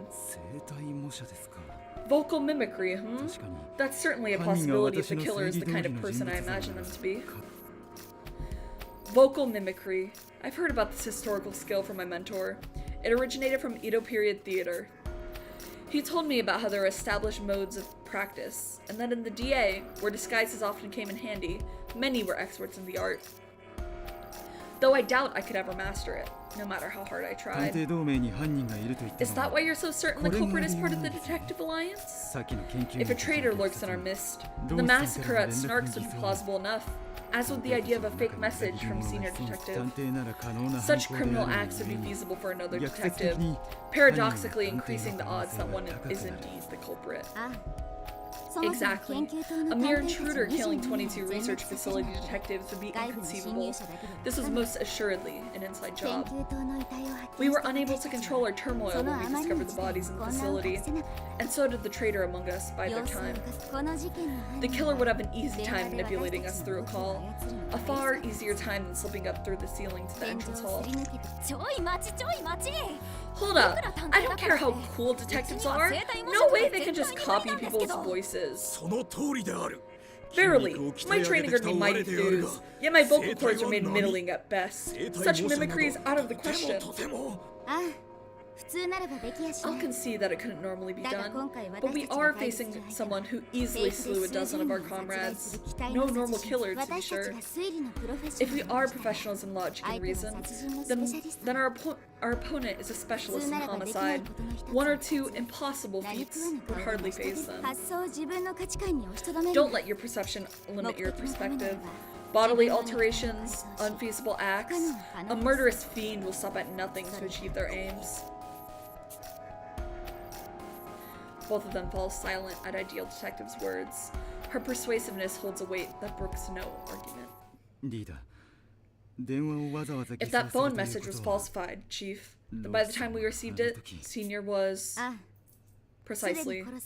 He was already dead, or at least in no state to speak. The culprit used the call to tamper with the chronology of the crime.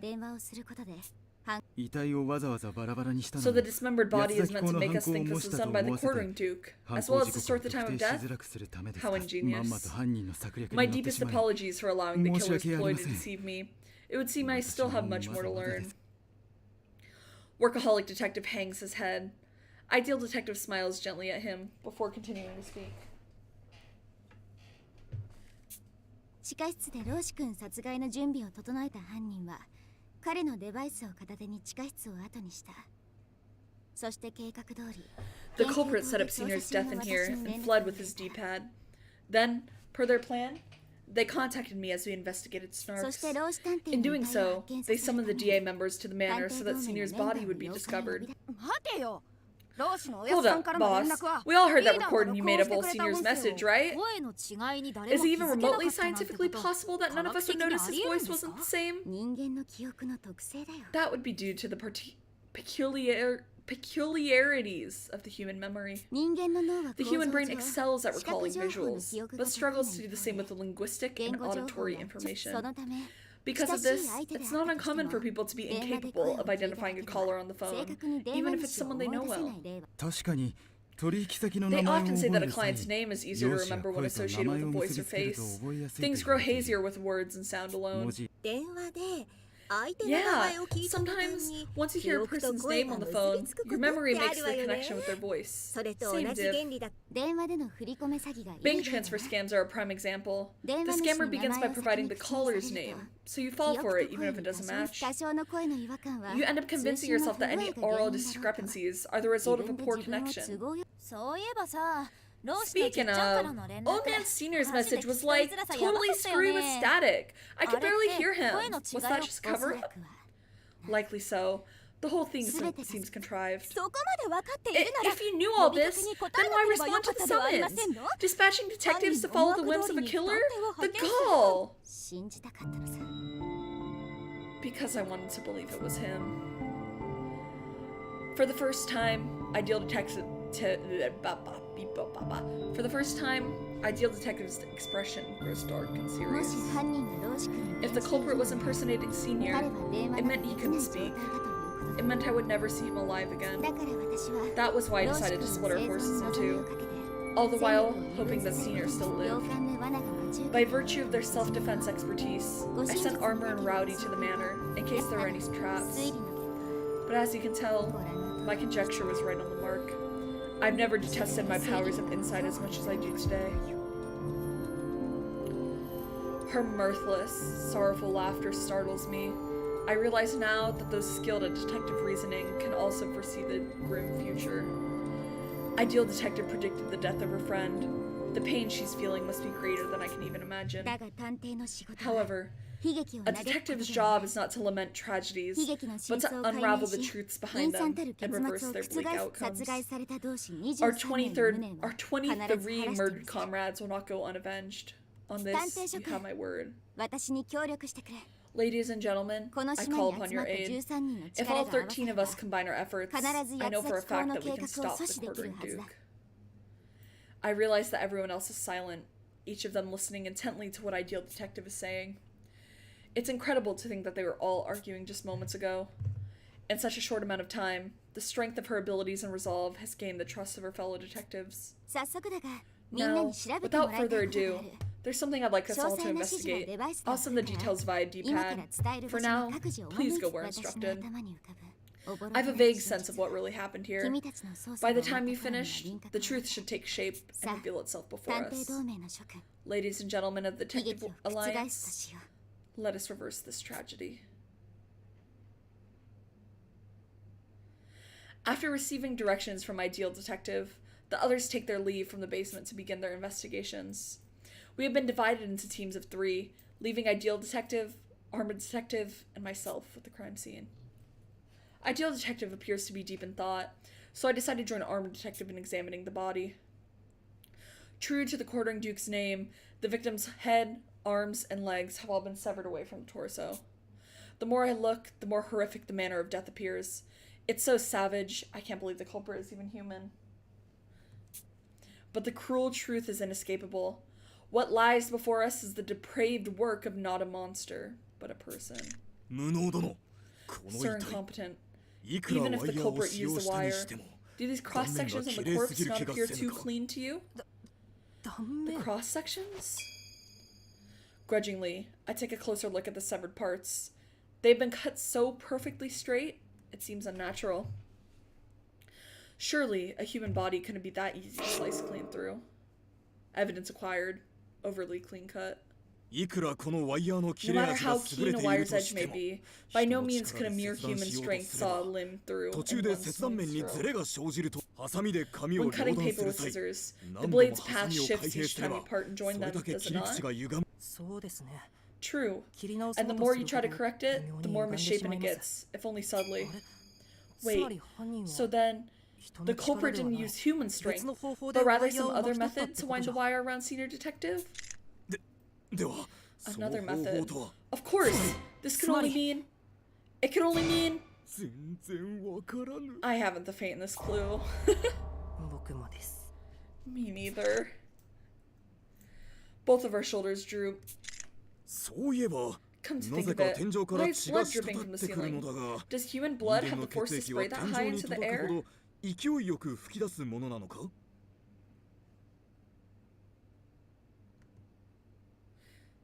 Oh, what? Oh wait, do I have to look? Oh, what? Huh? You're right. The whole ceiling splattered red. What could have caused that?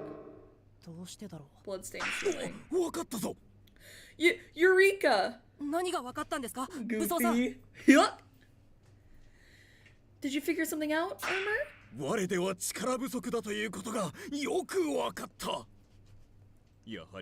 Indeed, I have determined that we are woefully unfit for this task.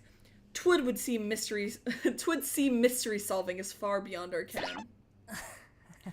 Haha, you don't mince words, do you?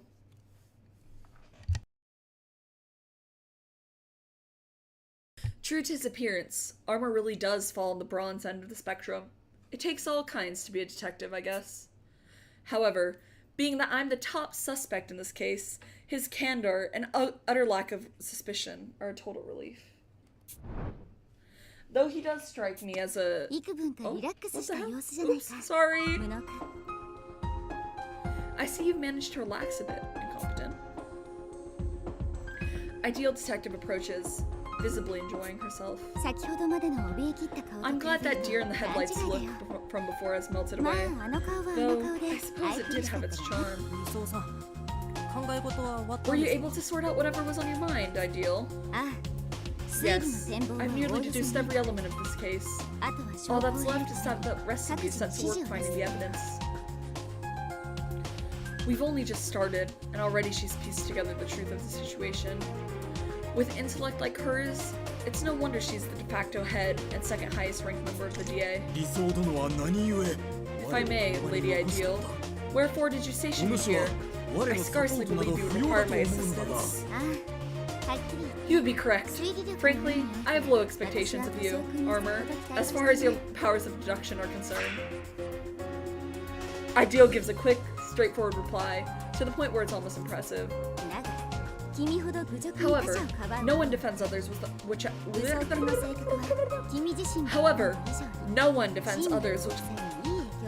I think it's time for a water break.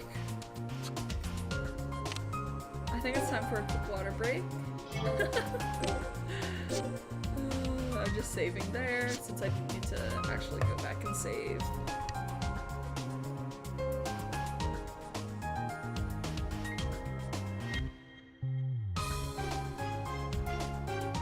I love this soundtrack. I know I keep saying that, but it's really good. However, no one defends others with as much sincerity as you. Your personality impacts the team far more than you realize.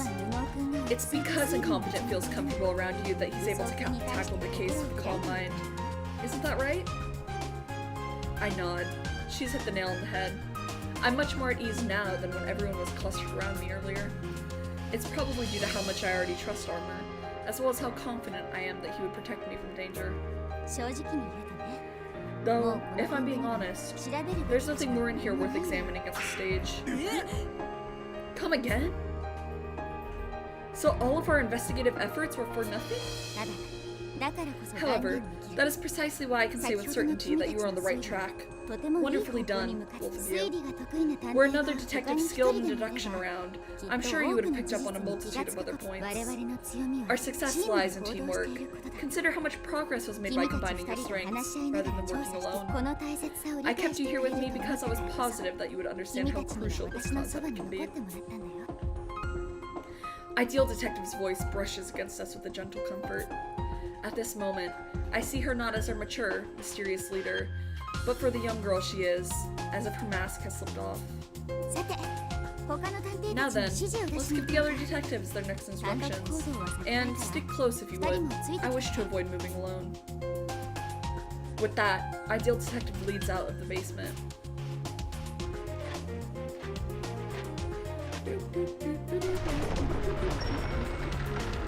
Oh god, are we gonna see Renegade Detective? There's nary a soul before the passageway. Work at the other detectives have gone to investigate. Perhaps you should try using the map function on your D-pad.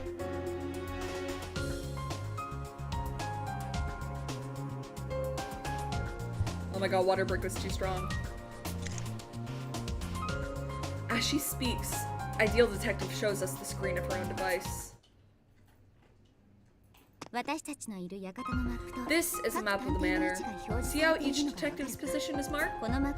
Anyone who has the location sharing feature turned on will appear here. It's set to on by default, but there are times you may prefer to turn it off, such as when visiting the restroom. Incredible! You can see where everybody is just at a glance. Huh? But I do not spy Lady Downtown, Sir Workaholic, or Lady Rowdy. Indeed. I asked them to stand guard outside. There's a possibility the culprit may have fled there, you see. What? Then let us sally forth as well. We cannot allow the fair maidens to stroll about outside whilst the killer is on the prowl. Moments after shouting this, Armored Detective rushes towards the entrance. Off he goes. With Workaholic and Rowdy there, they should be fine. But, well, let's leave him be. There are some things I wanted to tell you alone anyway, incompetent. Ideal Detective continues her explanation. Workaholic is a fair maiden. I agree with that statement. I think Armor's right. The map has 3 additional features. First is the marking function, which flags mystery points, locations the detectives find dubious. Try checking out these marked points if your investigation stalls out. Now, do you see how that one spot on the map is a different color? That is a location I have personally deemed suspicious, an evidence square. You can assume these areas contain hidden evidence. Finally, there's the share action function, used by each individual to share whatever it is they're currently up to. As a demonstration, let's try moving the cursor over to Bookworm Detective. You should immediately be able to tell what she's doing.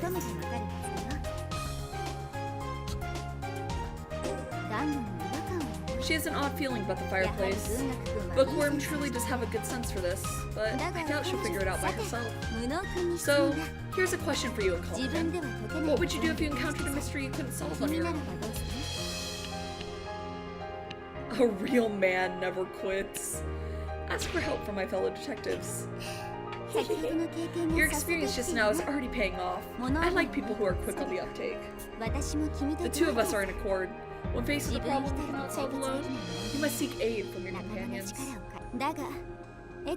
But detectives are such prideful creatures, and sadly, most conduct their investigations alone, so they lack experience collaborating. From what I've seen so far, Bookworm is one such example. Encouraging her to cooperate would likely be pointless. So what should I do then? Ideal Detective answers me with a smile. You should intervene. On their investigation, that is. Intervene? In other words, use the D-pad to instruct them to do something other than their current task. Mystic is nearby, so he'll suffice. Let's have him make his way to Bookworm so they can investigate together. Now, issue the command if you would. Huh? I freeze up as she casually orders me to do something completely unexpected.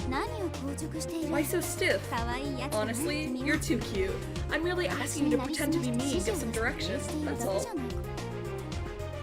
That's all? What Ideal Detective is asking for isn't easy to just gloss over.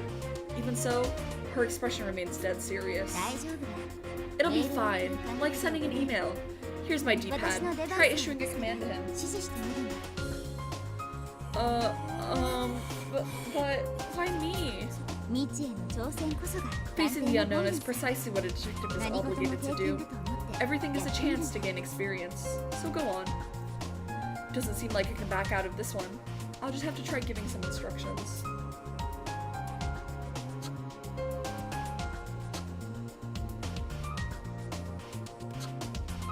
Okay. 9 hours remain until annihilation. Guys. Move. Next to her? Okay. Not there though? Oh. Where? Wait, what? I'm confused. Hold on. I think I fucked that.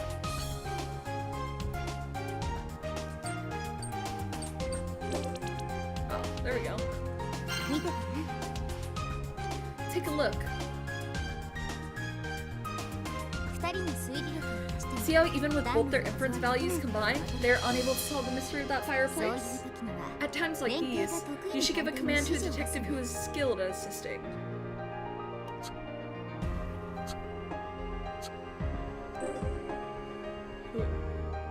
Oh, have Mystic Detective assist Bookworm Detective?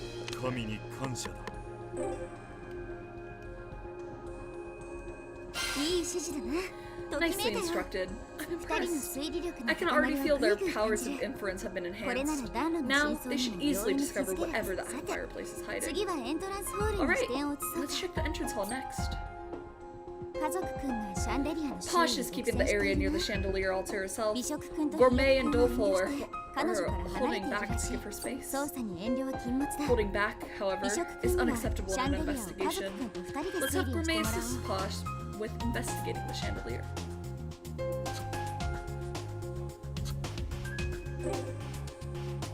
Gourmet. Oh my god. So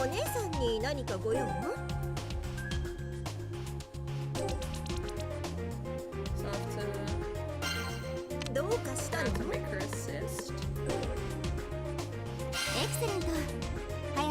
Excellent. You're a quick study, it seems.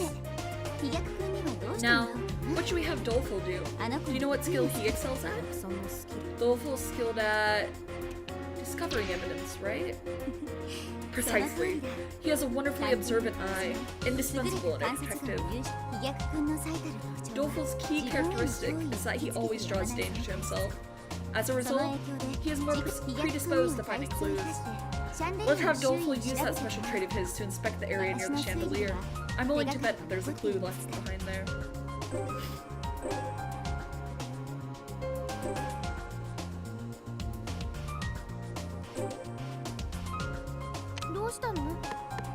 Inspect it. Now. Bravo!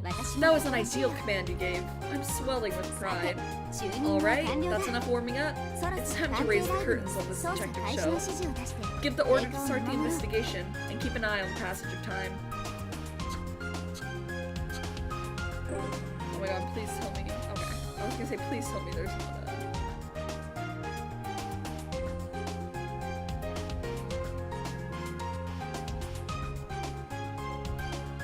Select investigate.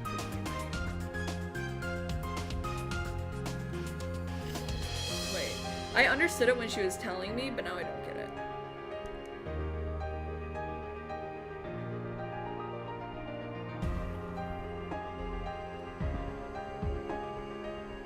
Wait, is my big head blocking a... No.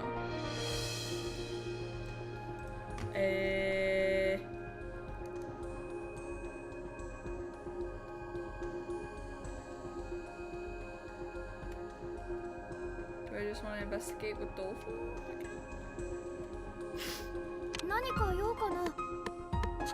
Wait, there's a right answer.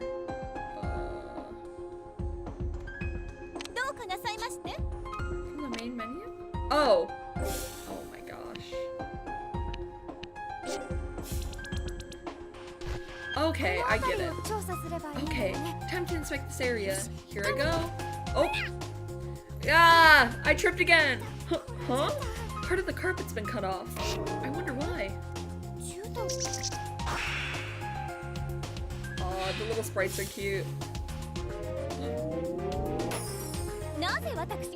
Why should I cooperate with you?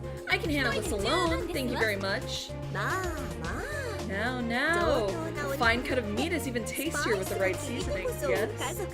In other words, Posh, you can use me to spice up your deductions.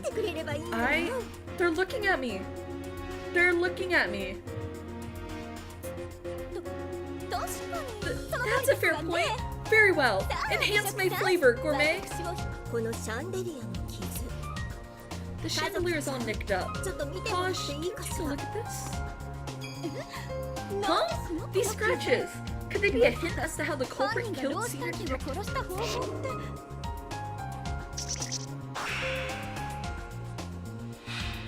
Whoa there, mama. My god. Exactly.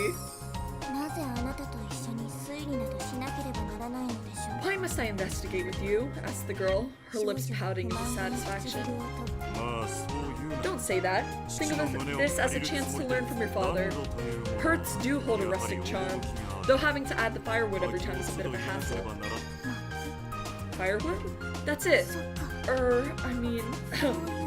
So that's it, mused the girl, finally pinning down what seemed a miss. That's how I want to talk.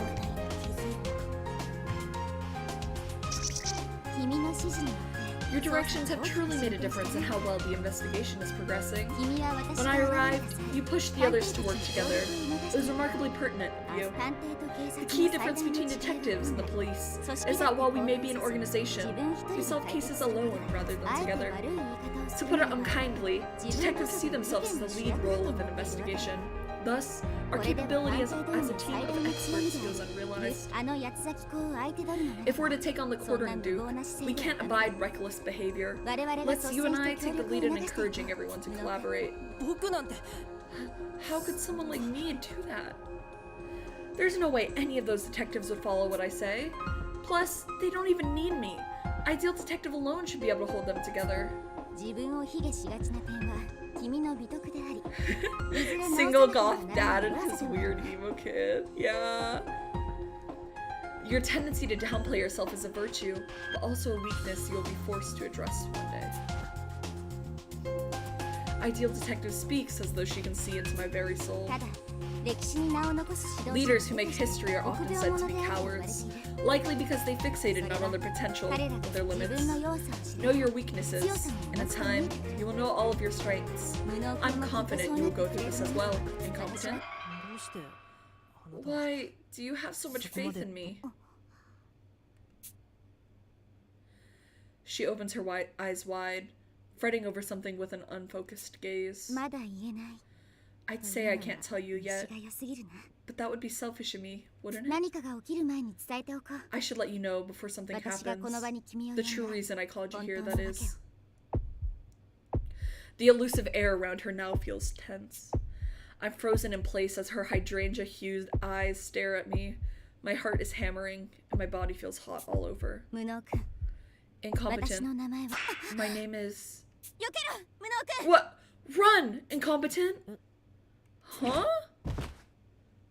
At that moment, a powerful force crushes me, and my vision goes black. Someone suddenly leaps on my back, taking me to the...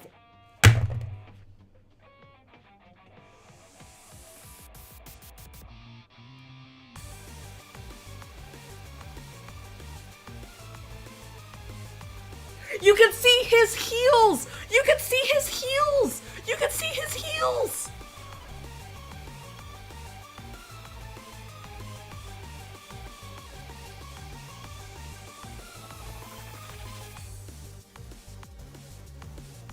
Oh my god. I've been waiting for this moment for 2 hours and 59 minutes. Oh my god. The heels? The heels are so crazy. The bright red heels. The fucking bright red heels. Are you kidding me? Are you kidding me?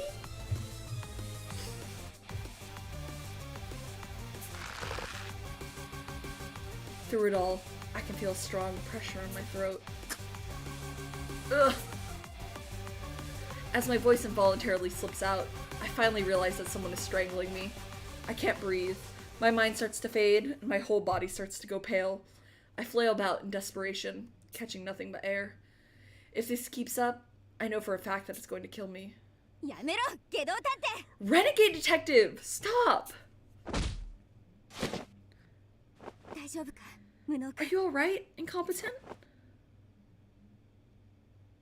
一体どういうつもりだ What 下 in the 道探 world 偵 are you thinking, Renegade detective? デバイスのマーキング機能をオフにすれば今みたいにいくらでも不意打ち可能だよね。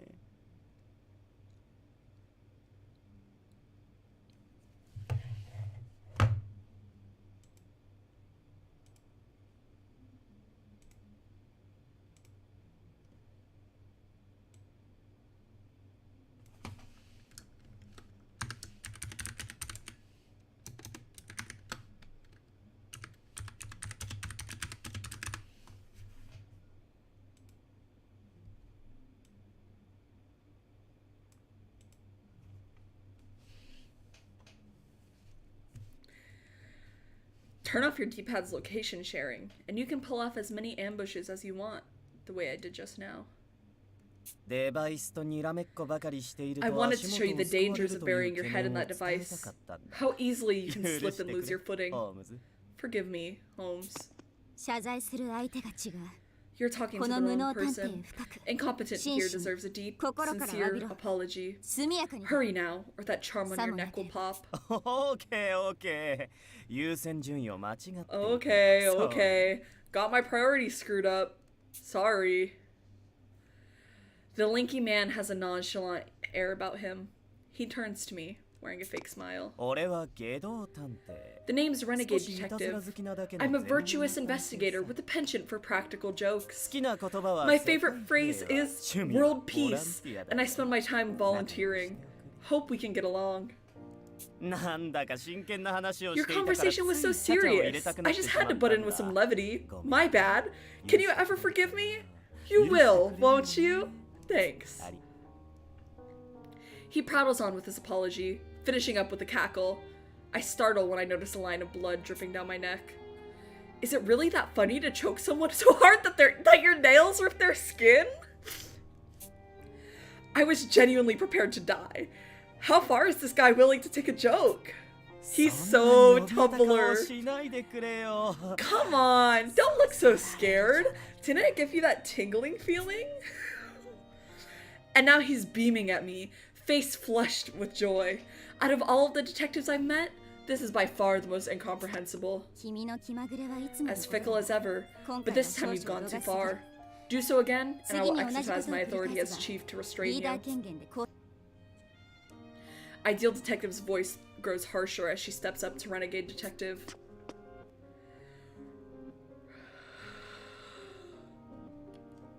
Guys, I'm losing it. Guys, I'm losing it. Guys, I'm losing it. Oh my god. The things I want to say would get me banned off of YouTube. Renegade jokingly leaps back in an overdramatic fashion. わかったよ Oh, My absolutely, dear Holmes. I sure would hate to be so inconvenienced. Your word is my 言 command. ったな I'll hold you to that. では今回の事件について Now, 君なりの推理を口にして Tell み us よ what う you've gathered about this どう case. せ I take it 君 that にも you 真 too have 実が seen 見 the えて truth い of the るのだ matter? な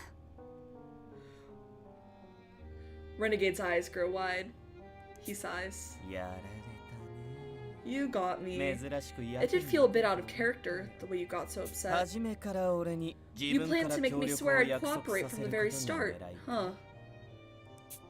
当然だろ Of 感 course. 情に振り回さ Only れる second-rate 探偵 detectives are なのに controlled by their emotions. 一流と The は finest use 感 them as 情 a を武器と weapon. して Ideal Detective smiles in triumph. So her harsh tone just now was a lie. I was completely fooled. まあいいか Well, it was worth it to see a rare glimpse of your 俺の fury. 推理読んだ So fine.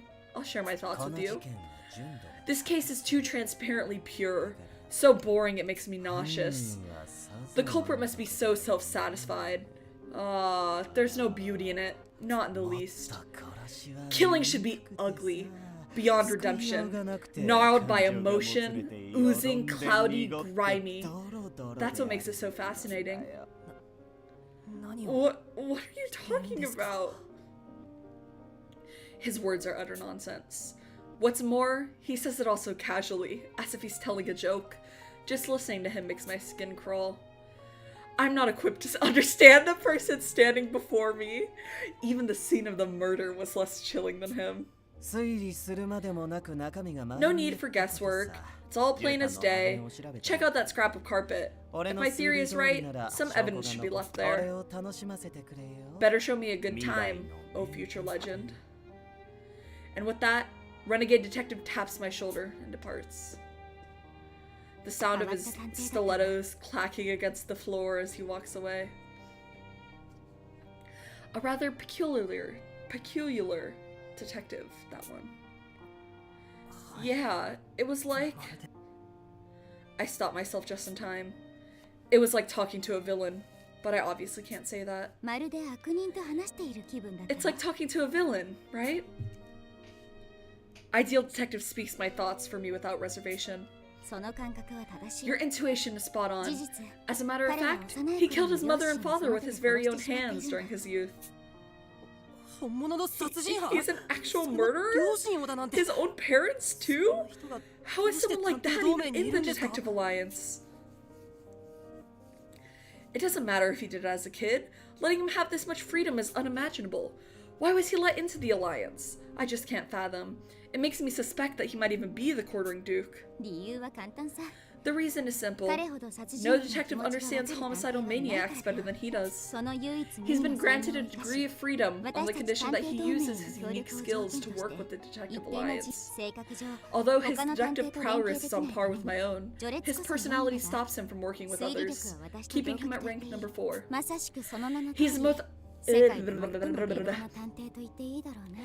He's the most unorthodox detective in the world. A real renegade, as true to his alias as he can be. Again, I find myself astounded by the diversity within the DA's personnel. Despite his past, he must be an outstanding detective now.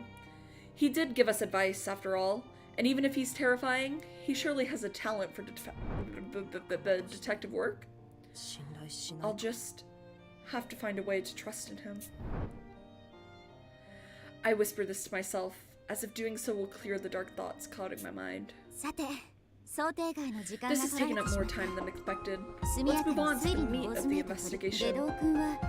Renegade told us to inspect the scrap of carpet that had been discovered. A careful analysis of evidence like this can help move the case along, potentially revealing new evidence squares. Of all the detectives nearby, Posh and Techie specialize in analysis. Let's have Posh take a look.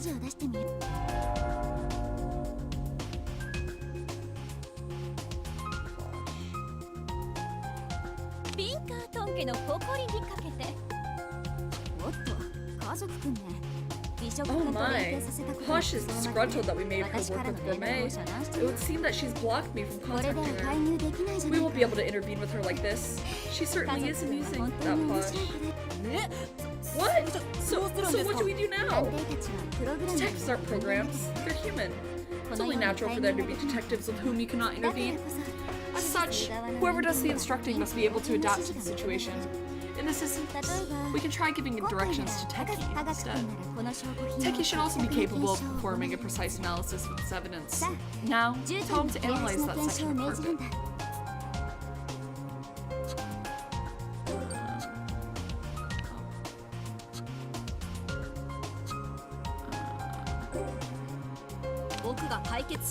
Analyze.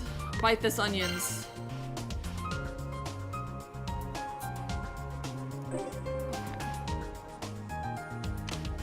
Preliminary investigation. It's okay, Puchiko. Thank you for coming. Have a good rest of your night. Sleep well. Bud. The scrap of carpet. When we approach it scientifically, there's only one explanation for how it was cut. Quick! We need to investigate the floor of the entrance hall. Excellently done. Now we have something new to consider. There isn't much time. Since we cannot direct Posh, what should we do to draw an inference on this new point of interest? Any thoughts?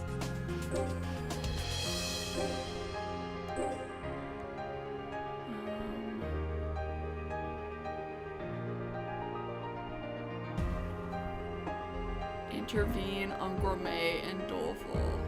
Oh, and have them duo it.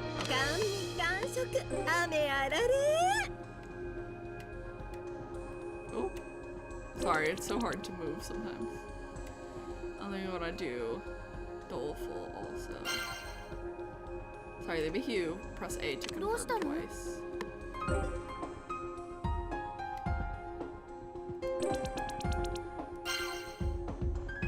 Then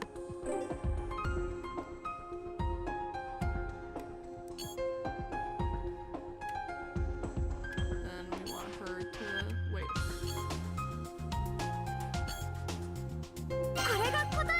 There you go. Then we want her to investigate also. Yes. Well done. You are a joy to behold. I look forward to seeing the results of this investigation. Oh, yes. If there's a detective who has yet to move, and you'd like them to go elsewhere, you should instruct them to do so. Take Teki, for example. Since he's only done an analysis so far, this mystery is centered in the entrance hall, so let's have him head there. Just for sillies.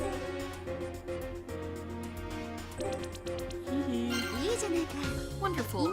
Just like that. Now, when you want him to perform an action in the entrance hall, he can do so without wasting any time. But won't the mysteries we're investigating there be gone by then?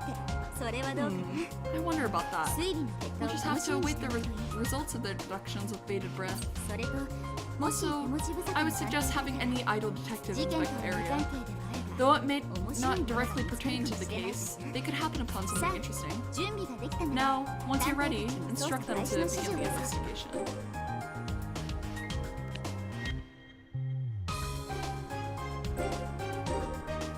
So, you can switch the...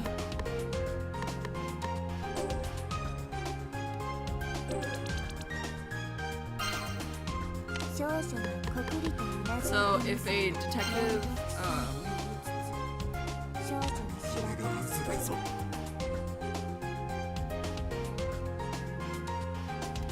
if they don't move during a turn, you can move them anywhere.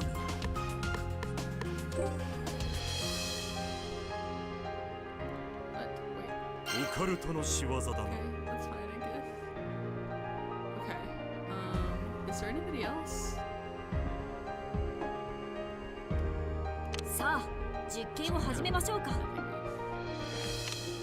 Let's investigate, y'all.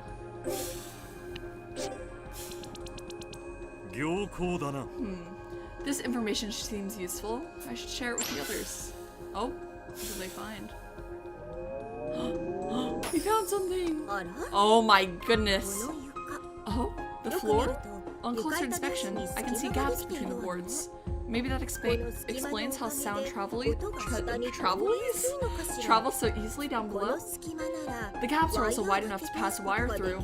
This might have something to do with how the culprit dismembered the body.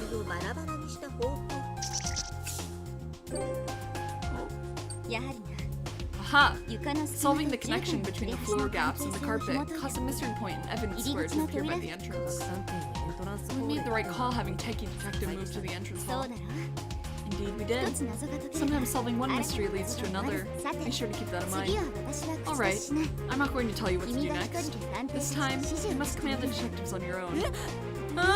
There's no way I can do that! Can't you? You've been giving great direction so far. Just as I anticipated you would. Now, you must exceed my expectations. It's up to you to unravel this bizarre and formidable case. Her hydrangea eyes bore into me, rendering me speechless. She's serious. Her gaze holds no mirth, only anticipation. The chief of the DA is looking to me, an utter incompetent. If I turn back now, how will I ever become an exceptional detective? I'll do it. In fact, I'll go above and beyond. Good. Show me how your mind works, then. I look at the D-pad, the gears in my brain whirring frantically.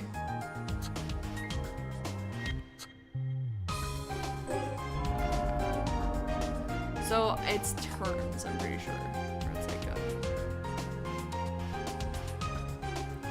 what's this? 'Cause I wanna move. I wanna move here, and then I wanna 僕が解決しましょう。 What do I want to analyze? Fuck, I already forgot. Oh, この足でも oh, there we で go. きる限りは調べますよ。 So there's that one's still locked. There's a whole bunch of like mystery points.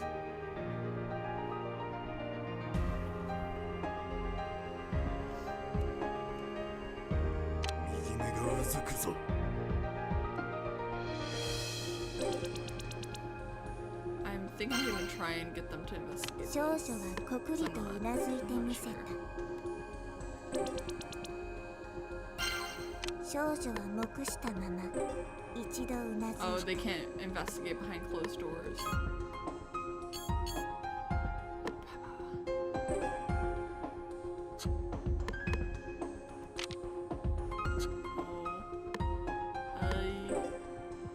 I guess just inspect. I guess him too, just inspect. 少女はかがみ込む。 I don't remember how I was supposed to move them through the whole map. お姉さんに何かご用？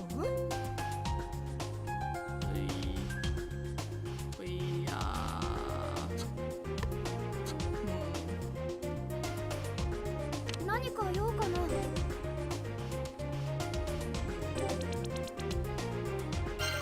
どうしたの？ Okay. 脅威の気配。お姉さんに何かご用？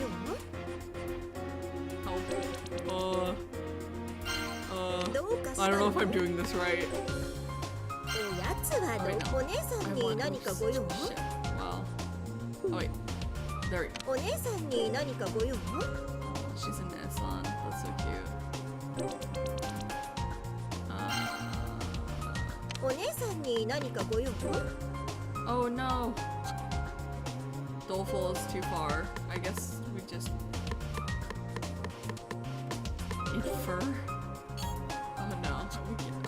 I guess inspect is the one where it's like if there's nothing. これは証拠品 Okay. なんてね。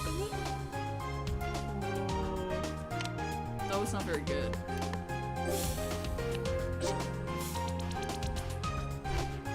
ぱりこの壁何か There's スイ some ッ sort チ of がある。 switch on the wall. Whatever it's for. でも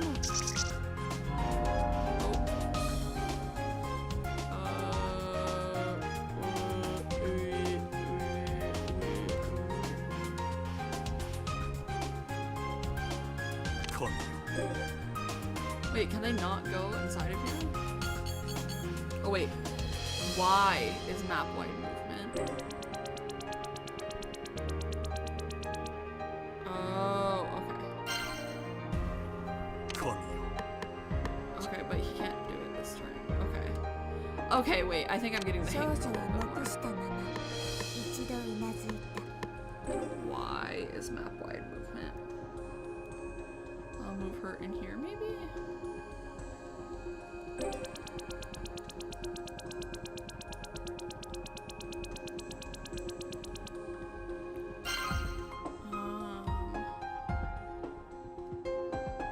Then Doleful is...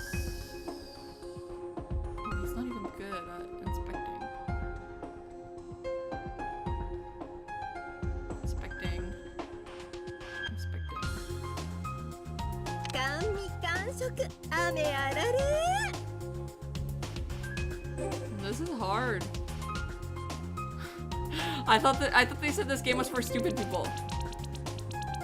I'm not feeling the stupid people. I'm feeling like this game is only for really smart people right どうしたの？ now. I want... If anybody has to analyze anything. 僕にご用ですか？ Oops, no.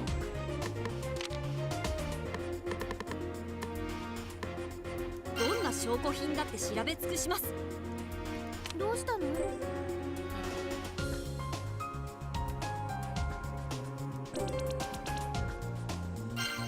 何か用かな？ I guess this is... maybe inspect? 僕にはこれしか Okay. 脳がないんだ。 I think that's gonna have to go for right now. I don't remember what the... Oh wait, no. Oh wait, I get it. Okay, because the 科学 analysis. 的に考えましょう。 Oh. 見事だ。今のようにそれまで水分 The chandelier fell down. Splendid. We couldn't infer anything about that MP before, but analyzing the evidence has made it possible. This will happen quite often. どんな情報 Always ensure you find the information needed to properly make an inference. Oh, and then the MP just unlocked.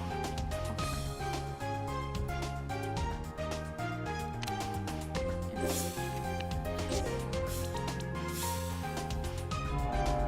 Oh wow, there's a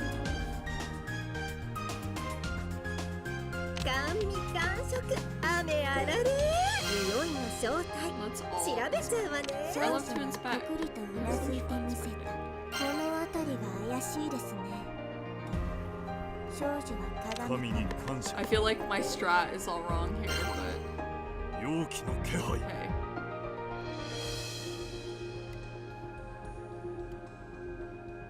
どうしたの？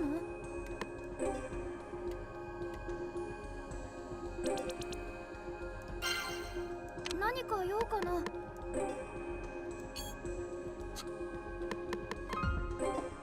感じるよ。脅威の気配。どうしたの？どうしたの？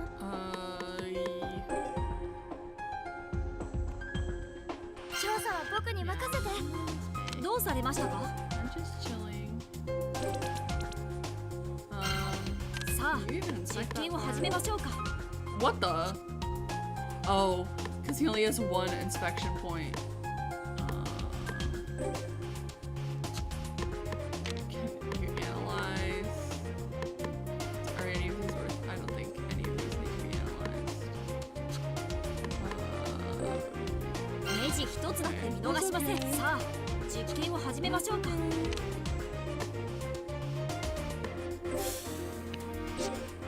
良好だな This information seems useful. I should share it with the others. あら Now this is a juicy bit of intel. Let me share it on my D-pad. How very intriguing, mused the girl, imitating the genius physics professor of a certain TV show. どうされましたか？ New keyword unlocked. Okay. Okay, so I kind of get it now. Oh my god, wait. I fucked up. What do I need to be? I need to be inspecting it, right? Does she have high inspection? Who has high inspection?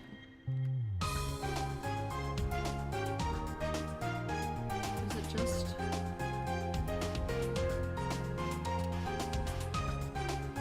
Five.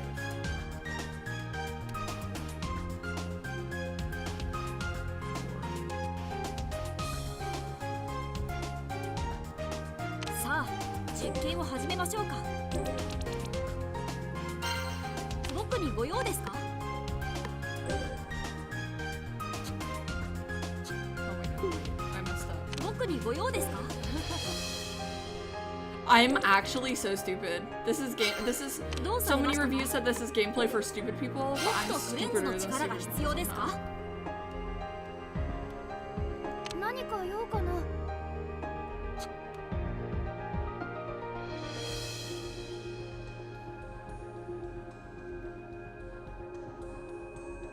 甘味完食雨あられ Okay, I'm bringing her back over here. I think that's the...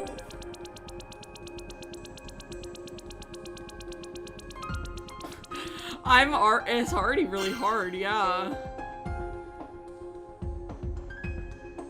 I wish we were slurping Renegade. We are not, unfortunately. Not quite yet.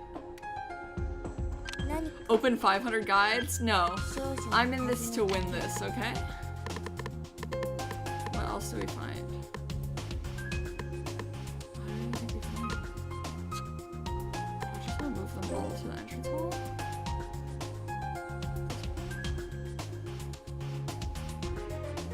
Yeah, fuck it. Why not? We're all just hanging out. We're all just having fun. Doesn't even matter. We're all just guys who like to have fun. か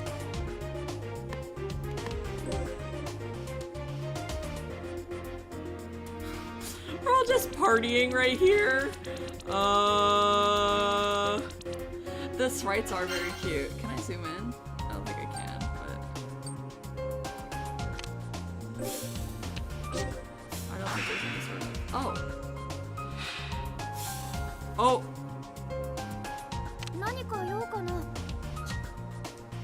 Okay, wait. I think we should get this when we investigate now. Yes, it only took everybody. The door drops the trap, and the switch lifts it, allowing it to be repeated. Using such a lovely fixture for such nefarious purposes. How vulgar! I see. There needs to be a special something installed on the ceiling then. I'll go up and take a look, Posh, since you haven't realized it yet. Yay, we did it! We did it! Yay! First investigation done. So we learned that the chandelier on the ceiling was attached to the wire. Wonderful. You gave such clear instruction. I truly am grateful to have you with me. I told the others to meet by the fireplace. We should hurry there ourselves. It's time for all of us to get to the bottom of this intricate, baffling case. Excuse me, Ideal. I call out to stop Ideal Detective as we make our way back. Please, tell me, what's the real reason you brought me to this island? I can't help but ask. I need to know the rest of what she was going to say earlier. After all, why would someone as bumbling as myself be invited to stand amongst a talented crowd of detectives like this? And for the chief of the DA to place so much trust in me? It's nothing short of bizarre. I understand my limitations better than anyone. My talents are undeserving of your good graces. But the real kicker is the way you clearly know me. Just what is it you want from me? What's a nobody like me even doing on this island? My shouts echo down the hall as every pent-up question I have comes bursting out at once. I just can't understand why this world-famous detective would act so cryptic towards me. Sorry. I've been a bit mean-spirited, haven't I? Ideal gives a wry smirk, then scratches her cheek.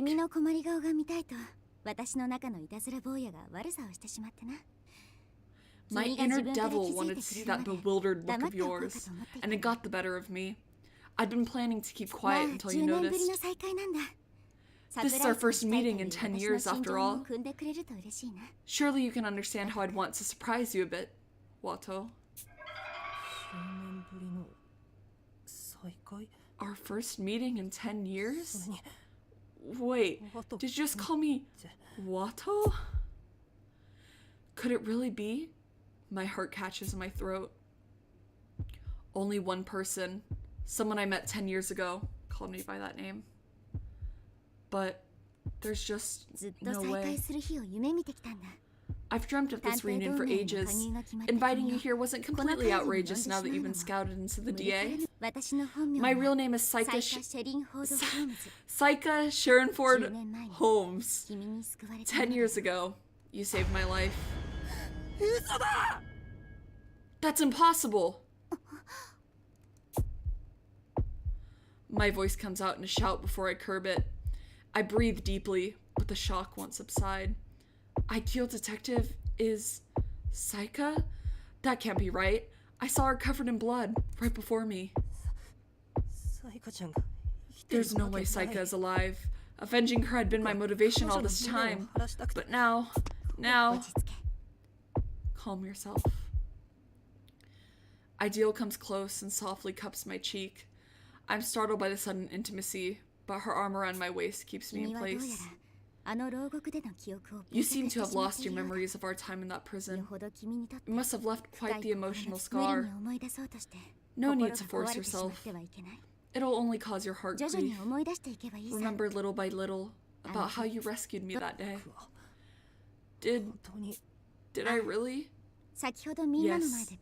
What I said to the others wasn't a lie. You truly did save me. You're the reason I'm alive today. But our enemy is far more cold and calculating than I anticipated.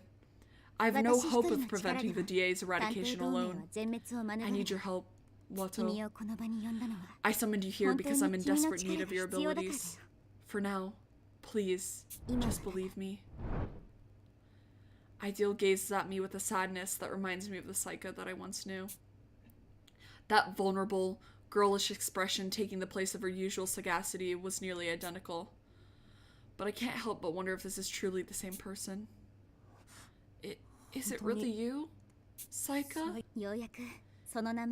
You finally used my name. I couldn't be happier.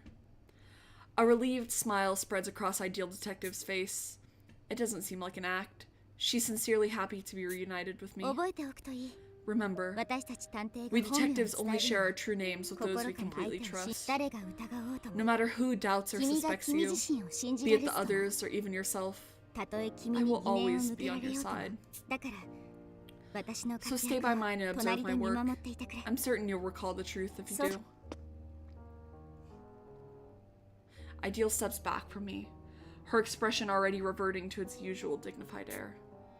Between her countenance as chief of the DA and as a vulnerable girl, I'm not sure which is real. There's so much cause for suspicion. And yet,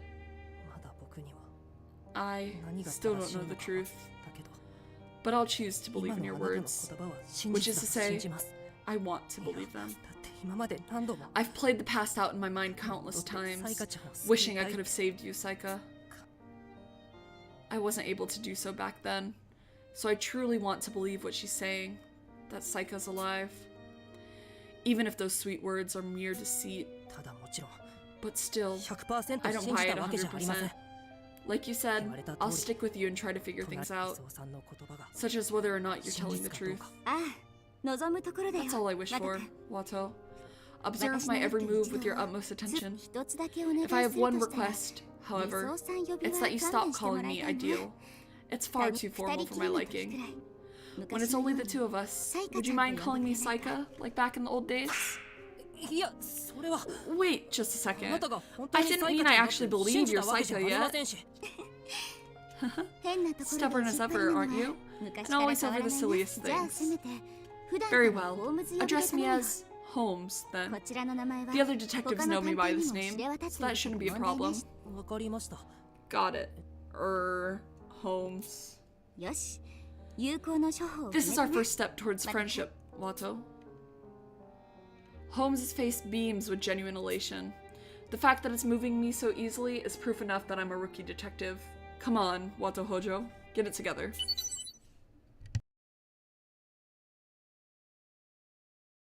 The D-pad pings with a notification. The others must have gathered in the living room by now. Now, shall we close the book on this case? I follow Holmes as she heads to the living room. I have no clue of what she could want from me, but I've decided to trust her for now. If I stay by her side, the truth behind why I was brought here may finally come to light. Oh my god, it's Workaholic! It's been so long!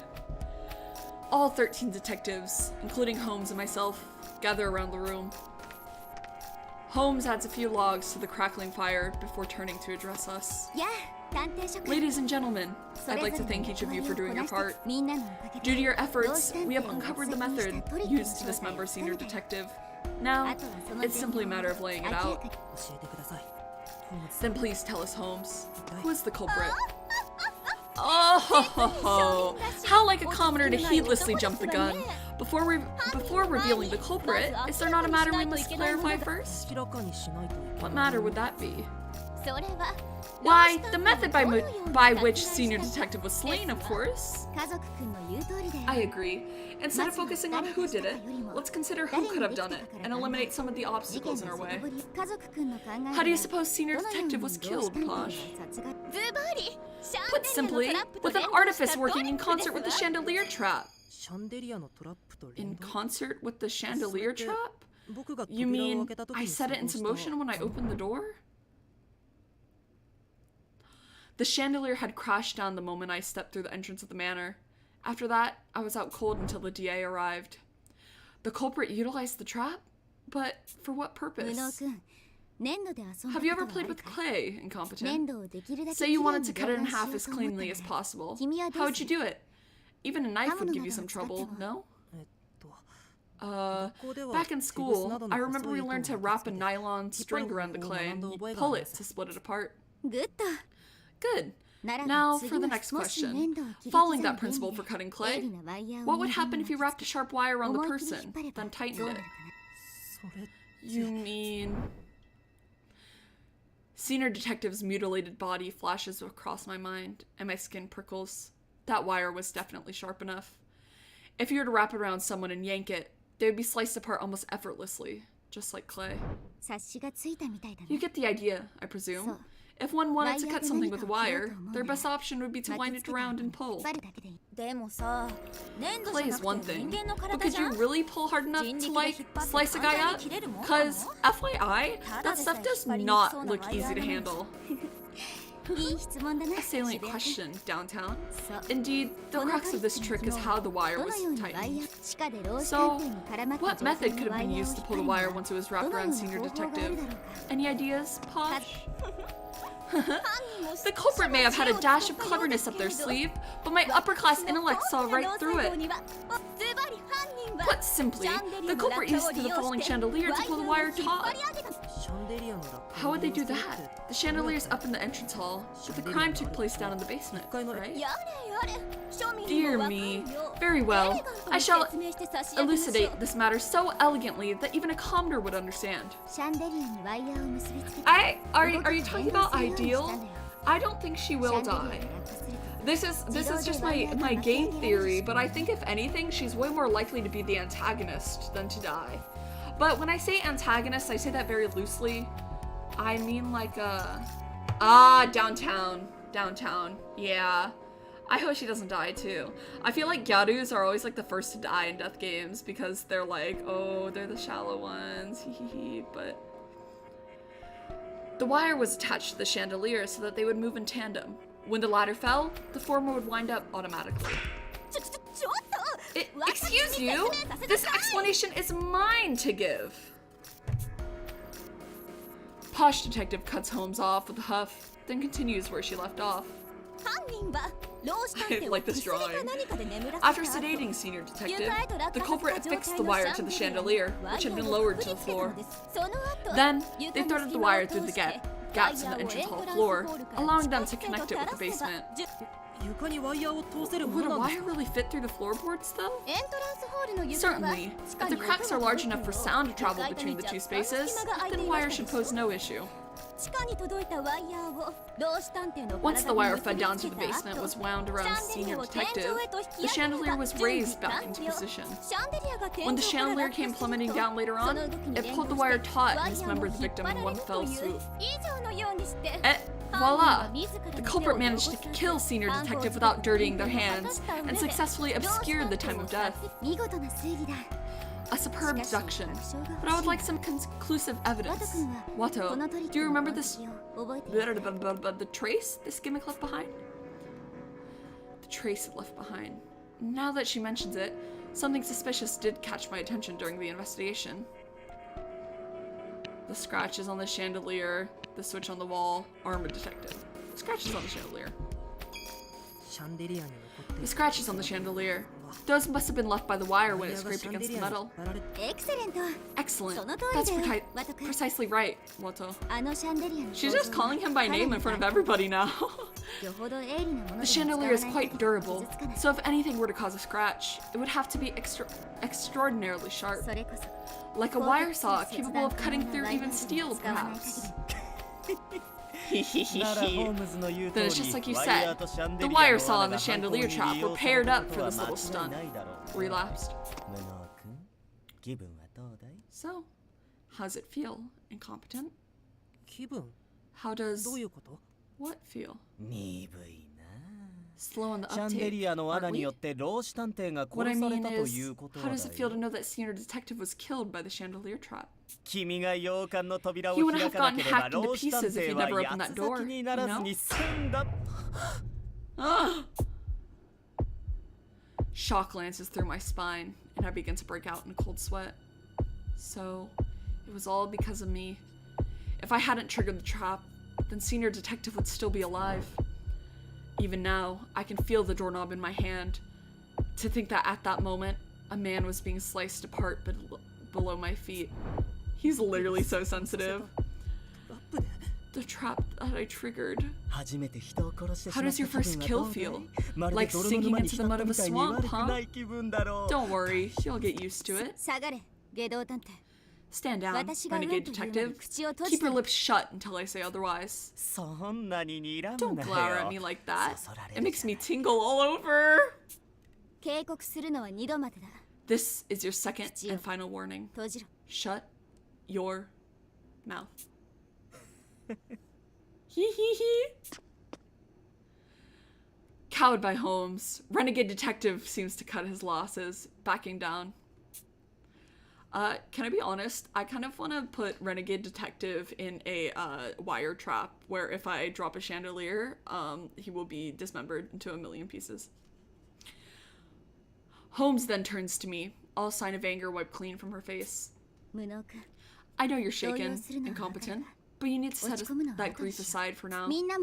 And the rest of you, save your blame and suspicions. Any of us could have triggered the trap at the door. It was unavoidable. As a matter of fact, Incompetent actually did something remarkable. His actions forced the culprit to make a fatal error. I did something remarkable? What could she mean by that? As much as I want to demand the answer, I wait to hear the rest of her deduction. Yo, Posh, the crook used the fallen chandelier to cinch the wire, right? Did I not say as much? The wire worked in concert with the chandelier. Yeah, but wouldn't that just move Senior up and down with the chandelier? That wouldn't really be enough to kill him, right? What? I see what you're saying, Rowdy. For the wire to dismember Senior Detective, a strong upward force would be required. I was thinking that too, but I was like, you know, maybe it's just poorly written. And you're suggesting that using the downward momentum of the chandelier wouldn't have accomplished that, correct? Downward momentum? Not sure I follow you there, but yeah, something like that. You're right. This is a sticking point. Whatever to do. Could you provide us with a rejoinder, Posh? Right. Well, you see, the thing is, throw her a lifeline, Incompetent. Do you recall who was initially investigating with Posh? There was only one detective who was initially investigating with Posh at the start, and it was Gourmet. Gourmet, am I right to assume you figured out how the chandelier's downward momentum was used to kill Senior Detective? Oh my, you looked like you were just about to get to the tasty part, so I didn't want to interrupt, but if you insist. The culprit used the pulley system to connect the wire, and dear Senior along with it, to the chandelier. Piece of cake. Of course! He used the pulley system! It was so obvious, I suppose it just slipped my mind. A pulley system? Like what you'd use in a well? How would that help in this situation? Hey, calm down! Calm down and chat. Calm down and chat. Calm down. It's not as tricky as it seems. Here, I'll break it down for you. No matter how many times the chandelier has been dropped, it can always be raised back up to the ceiling using the wall switch. That mechanism can bear considerable weight, so much that it was able to lift a voluptuous vixen like myself with ease. Hoisting dear Senior up would have been even easier, considering how much lighter he is. You're saying you rode the chandelier up to the ceiling? Oh, yes, it was quite the wild ride. Plus, I discovered a juicy clue when I reached the top. It was a hook, the one the wire was probably hung on. It was designed for mountaineering, so it'd be sturdy enough to withstand the tension. With the wire draped over the hook, then tied to the chandelier, you could adjust the slack in the wire with a sharp jerk. Dear Senior would have been bound to the ceiling, unable to do such a thing. What a horrible trick. The traces of necrosis on Senior Detective's limbs indicate that he was pinned up there for quite some time. I shudder to think of it. With this pulley system in place, all that would remain is to descend the chandelier with a rope and wait for someone to open the door. But how would you gather up the rope you used to climb down the chandelier? Oh, you precious dimwit, you. There are so many ways one could collect it after the fact. For example, if you use a bowline or slip knot, you could undo it upon reaching the ground with a simple tug. I'll show you sometime. I'm at a loss for how to respond when presented with these knot options as if they were obvious possibilities. Aside from armor, no one seems phased, as if it was just common detective knowledge. I really am terrifyingly out of my depth here. There you have it. The culprit finished their preparations long before we even arrived on the island and put the banner behind them. And then I opened the door, triggering the trap, yanking the wire up with the pulley system and slicing Senior Detective apart. To think that someone could orchestrate such a kill where their victim remained down in the basement, I just can't fathom it. I feel a shiver run down my spine at the hidden culprit's ingenuity, as well as their barbarity. What a craven deed! Using another's hand instead of dirtying one's own to commit so heinous an act is beyond forgiveness. So, the torn piece of carpet I found in the entrance hall was cut by the wire as it shot up from the basement, right? Correct. I analyzed the fragment and can attest with 100% certainty that it was severed by the wire. When the wire was pulled up through the gap, it shifted and sliced the carpet in one spot. Therefore, the culprit never did a trial run. Oh, how sloppy they must be to leave so many clues. They never stood a chance at besting me, heir to the illustrious Pinkerton name. But the question still remains, who is responsible for this? Is it not clear this commoner who opened the door? He was disreputable from the start. No. Once the trick was set up, the culprit would merely have to wait for someone to inevitably open the door. In other words, it could have been anyone. Triggering the trap may make incompetent the prime suspect, but he's still one of our own. Now hold on here, workaholic. What could you possibly mean by that? We spent hours traveling here from the mainland today. Oh, oops. In what universe could any of us have been responsible for this crime? Your suggestion is deplorable, even for a commoner. Those peeps and snarks were killed, like, over a day ago, right? Doesn't that mean any one of us could have done it back then? The killer could have wiped out everyone on the island, set up the trap, and then bounced to meet up with us and put on the innocent act. If the culprit's really the quartering duke, they could totally pull it off. That piece of trash is literally the worst. He's, like, the reason we even have to be here in the first place. The nerve. How dare they turn us on one another? Hey now, let's back up a bit here. There's something that makes this even worse, you know? Renegade Detective cuts in gleefully. Even worse? How do you mean? Isn't it obvious? Things would be fine if we could still track down the culprit. But worst case scenario, they've already escaped from the island. The atmosphere tenses in an instant.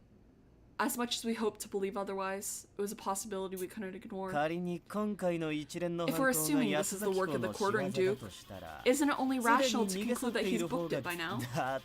He successfully destroyed HQ after all, even left us with the parting gift of Senior Detective's murder. Why stay after that? If it were me, I'd hightail it the second I was able, never to return. That way, I wouldn't even be suspected. This is my crazy, insane MILF. Unless I had a strong motive to do otherwise, that is. No one can argue with Renegade's words. I suppose it takes a homicidal maniac to give us some perspective on another. Just like he said, it'd be counterintuitive for the culprit to remain, or even return to the island at this point. Then, the case is... Yeah. If anyone's to blame, then we may as well be wild mass guessing. That's an impasse if I ever saw one.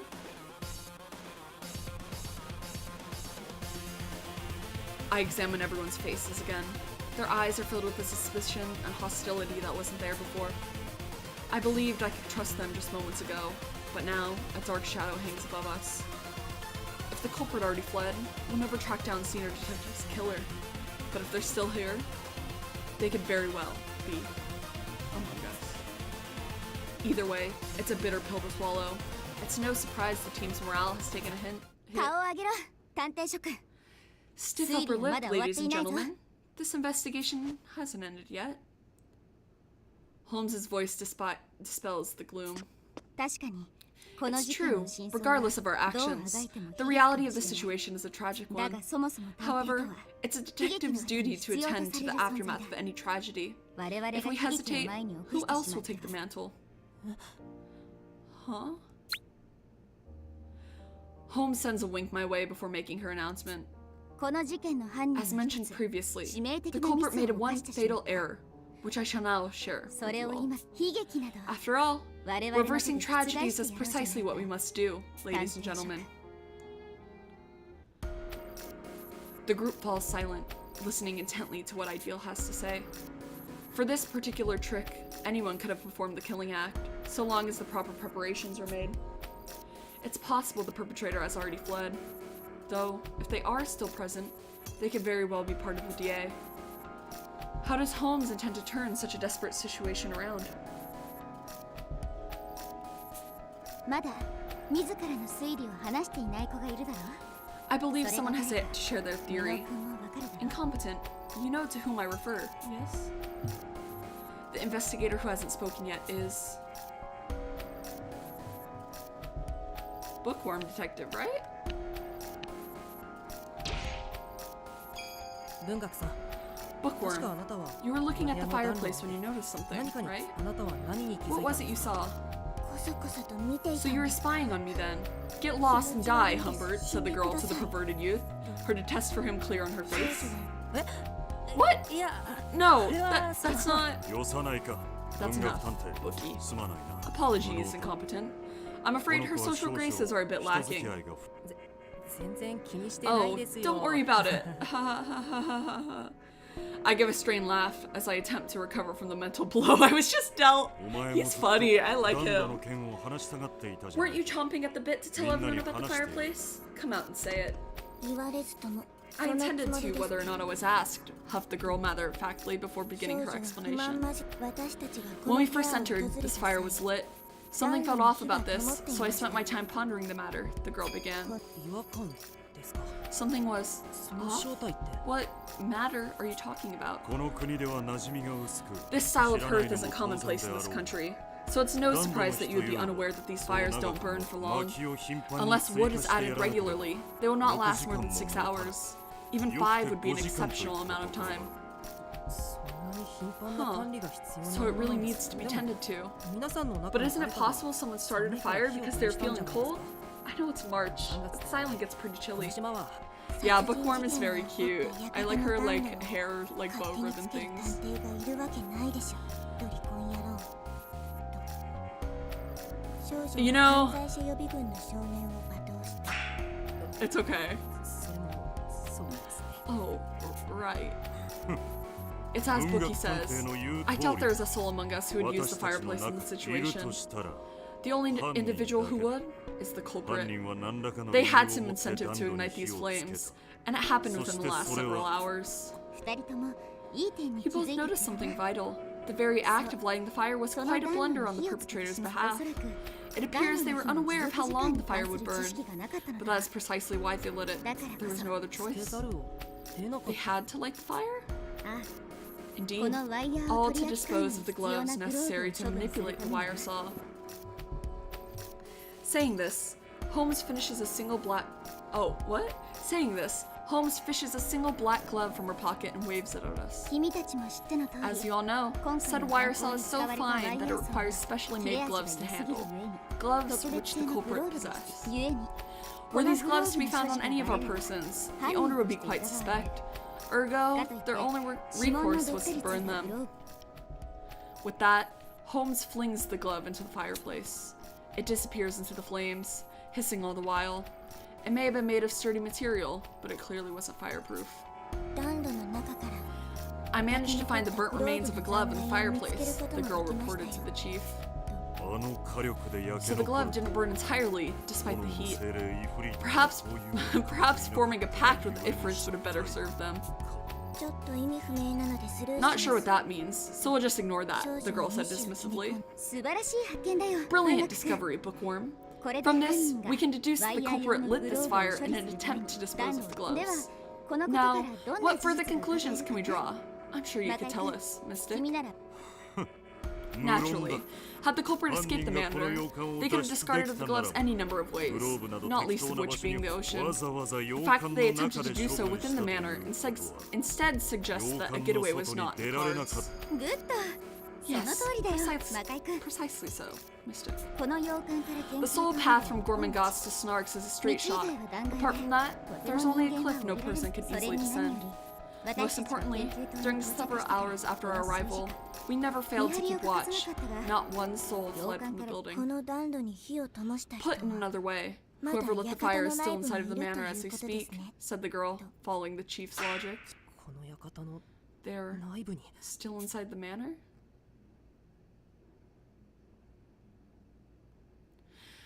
The detectives eye each other suspiciously.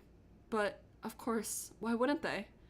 If the culprit is still inside the manor, that means they're hiding within our group. 落ち着け探偵諸君 Remain calm, ladies and gentlemen. 私 While た it ち is の中に犯 dispiriting 人 to が have い the るとい culprit う事 among 実は us, 悲しい there is こ one とだ fact more critical 何 than より any そ other. れは The fact that the quartering duke is, この洋 without 館の question, 中にいるという inside こ this とだ very manor. どうして言い切れるん But です how か can you be so sure? 君が現れたおかげだ It's よ all thanks to う you. まく Oh my god. It's all thanks to your turning up here in Compton. 僕が Me? どういう意 What 味 do です you か mean? Holmes chuckles lightly before continuing. 八崎公にとって The quartering duke, 君の you 存在 see, は did not account for your イレギュラーに違いないから presence. さ Two fatal errors その suggest this 証 is 拠 the に case. 一つは Firstly, 痕跡を残 a した trace of the crime still remained. Had it all gone accordingly, I suspect the original plan would leave no such evidence. そうすれば Then, 下道 as 品が Renegade pointed out, we would have もう assumed that the 八崎 Duke 公が already 島か escaped, ら脱出した throwing も our のと考えざる investigation を得ない into disarray. I see. If the Duke's goal wasn't to put us off his scent, there wouldn't have been any need to engineer such a complex murder. For all intents and purposes, this should have been an unsolvable case. しかしそこに However, 無能君が Incompetent 現れ triggered the trap 予定よ earlier りも than 早 anticipated. くトラップを起動 What's させ more, てしまった he passed out in the もし entryway. 仮に洋館内に犯人がいた The としたら culprit was likely panicking inside the manor. With all the windows fitted, the この front 洋 door was 館 the は only means な of のに escape.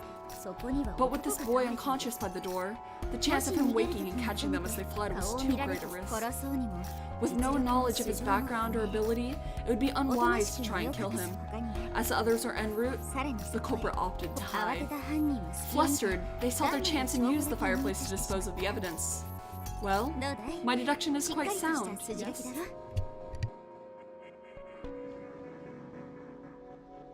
No one contradicts Holmes' statements. She's right. If there is any irregularity in the culprit's plan, it would be me.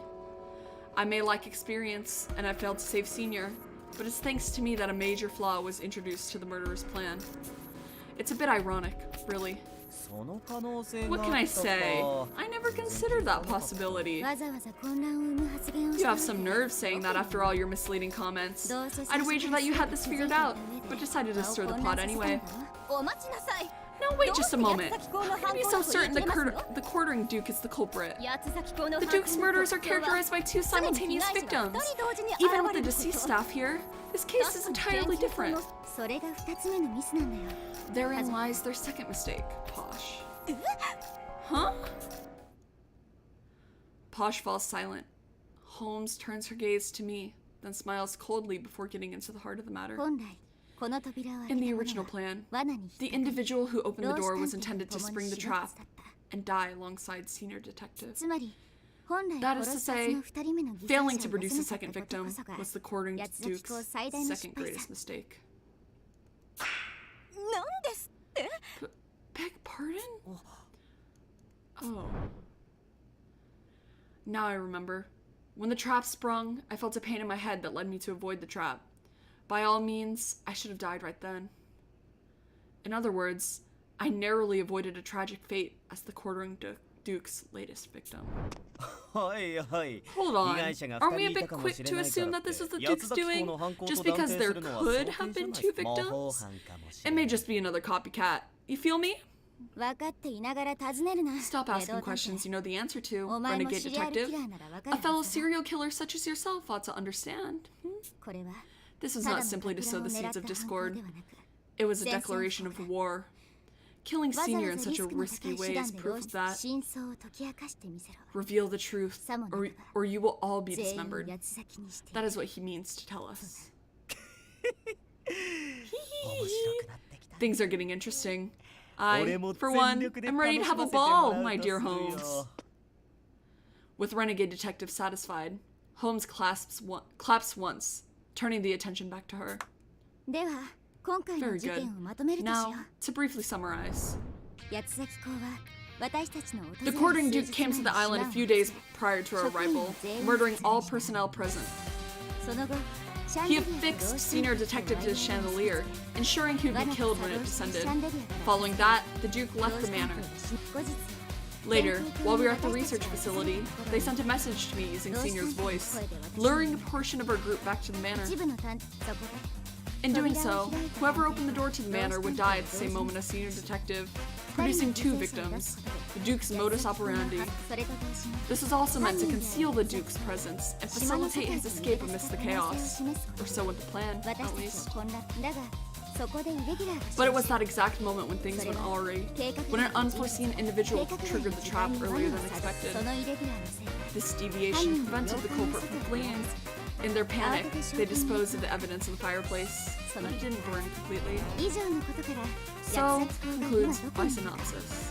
Now, we must ask, where's the quartering Duke? Surely, as the irregularity, you can tell us, incompetent. He's still inside the manor. 八つ裂き校は The quartering こ Duke の is 洋 inside 館 the の中に manor. います。その通り Precisely. だ The 八つ quartering Duke himself 私たち stands のすぐ among our 無 ranks. 能君が We 生み出 must した take advantage of this opportunity Incompetent has granted us. Having suffered a blow after blow, it is now our turn to act. 私たち全員で追 The い込 game んで is やろうじ afoot. ゃないか Let us bring an end to this この嘘 tragedy にまみれた drenched 悲劇 deceit. 終わらせるために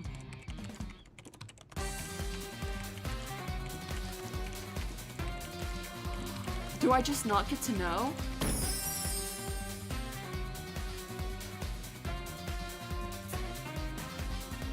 よーでもまあ通り魔事件の推理はここまでってことでよくね Okay, well, I guess that's the end of the first investigation.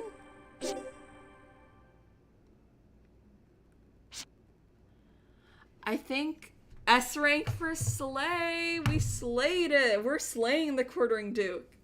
I think that's where I'm going to stop for the night, just because I don't want to get into anything else that I want to continue, and I feel like this is a good stopping point if the investigation just ended. We played that for 4 hours. I'm really liking it so far. I really like the tropiness of it, even if it makes it feel like predictable. It's like fun and it's endearing. It's like a light read, I feel like. It is very interesting. I'm glad you guys are having fun. I'm glad you guys stuck around for it. I'm really liking it. I'm really enjoying it so far. It's gonna be a struggle to not play it until, I believe, Saturday. I stream it again. I could be wrong, but I believe it's Saturday.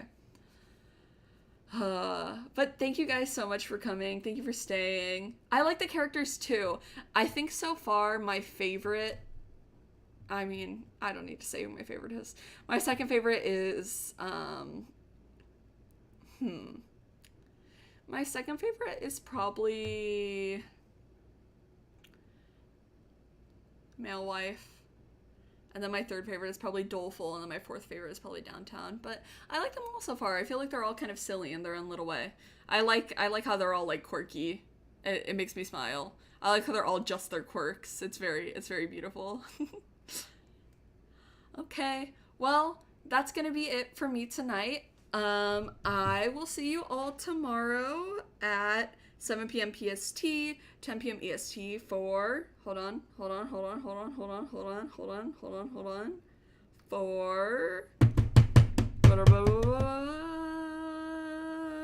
Cat Cafe Manager, okay?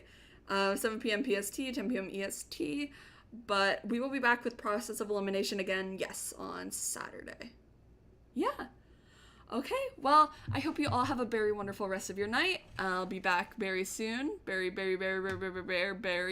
I was like totally like losing my ability to talk and speak and read by the end of that because I was narrating it for 4 hours straight. But hey, we got through it.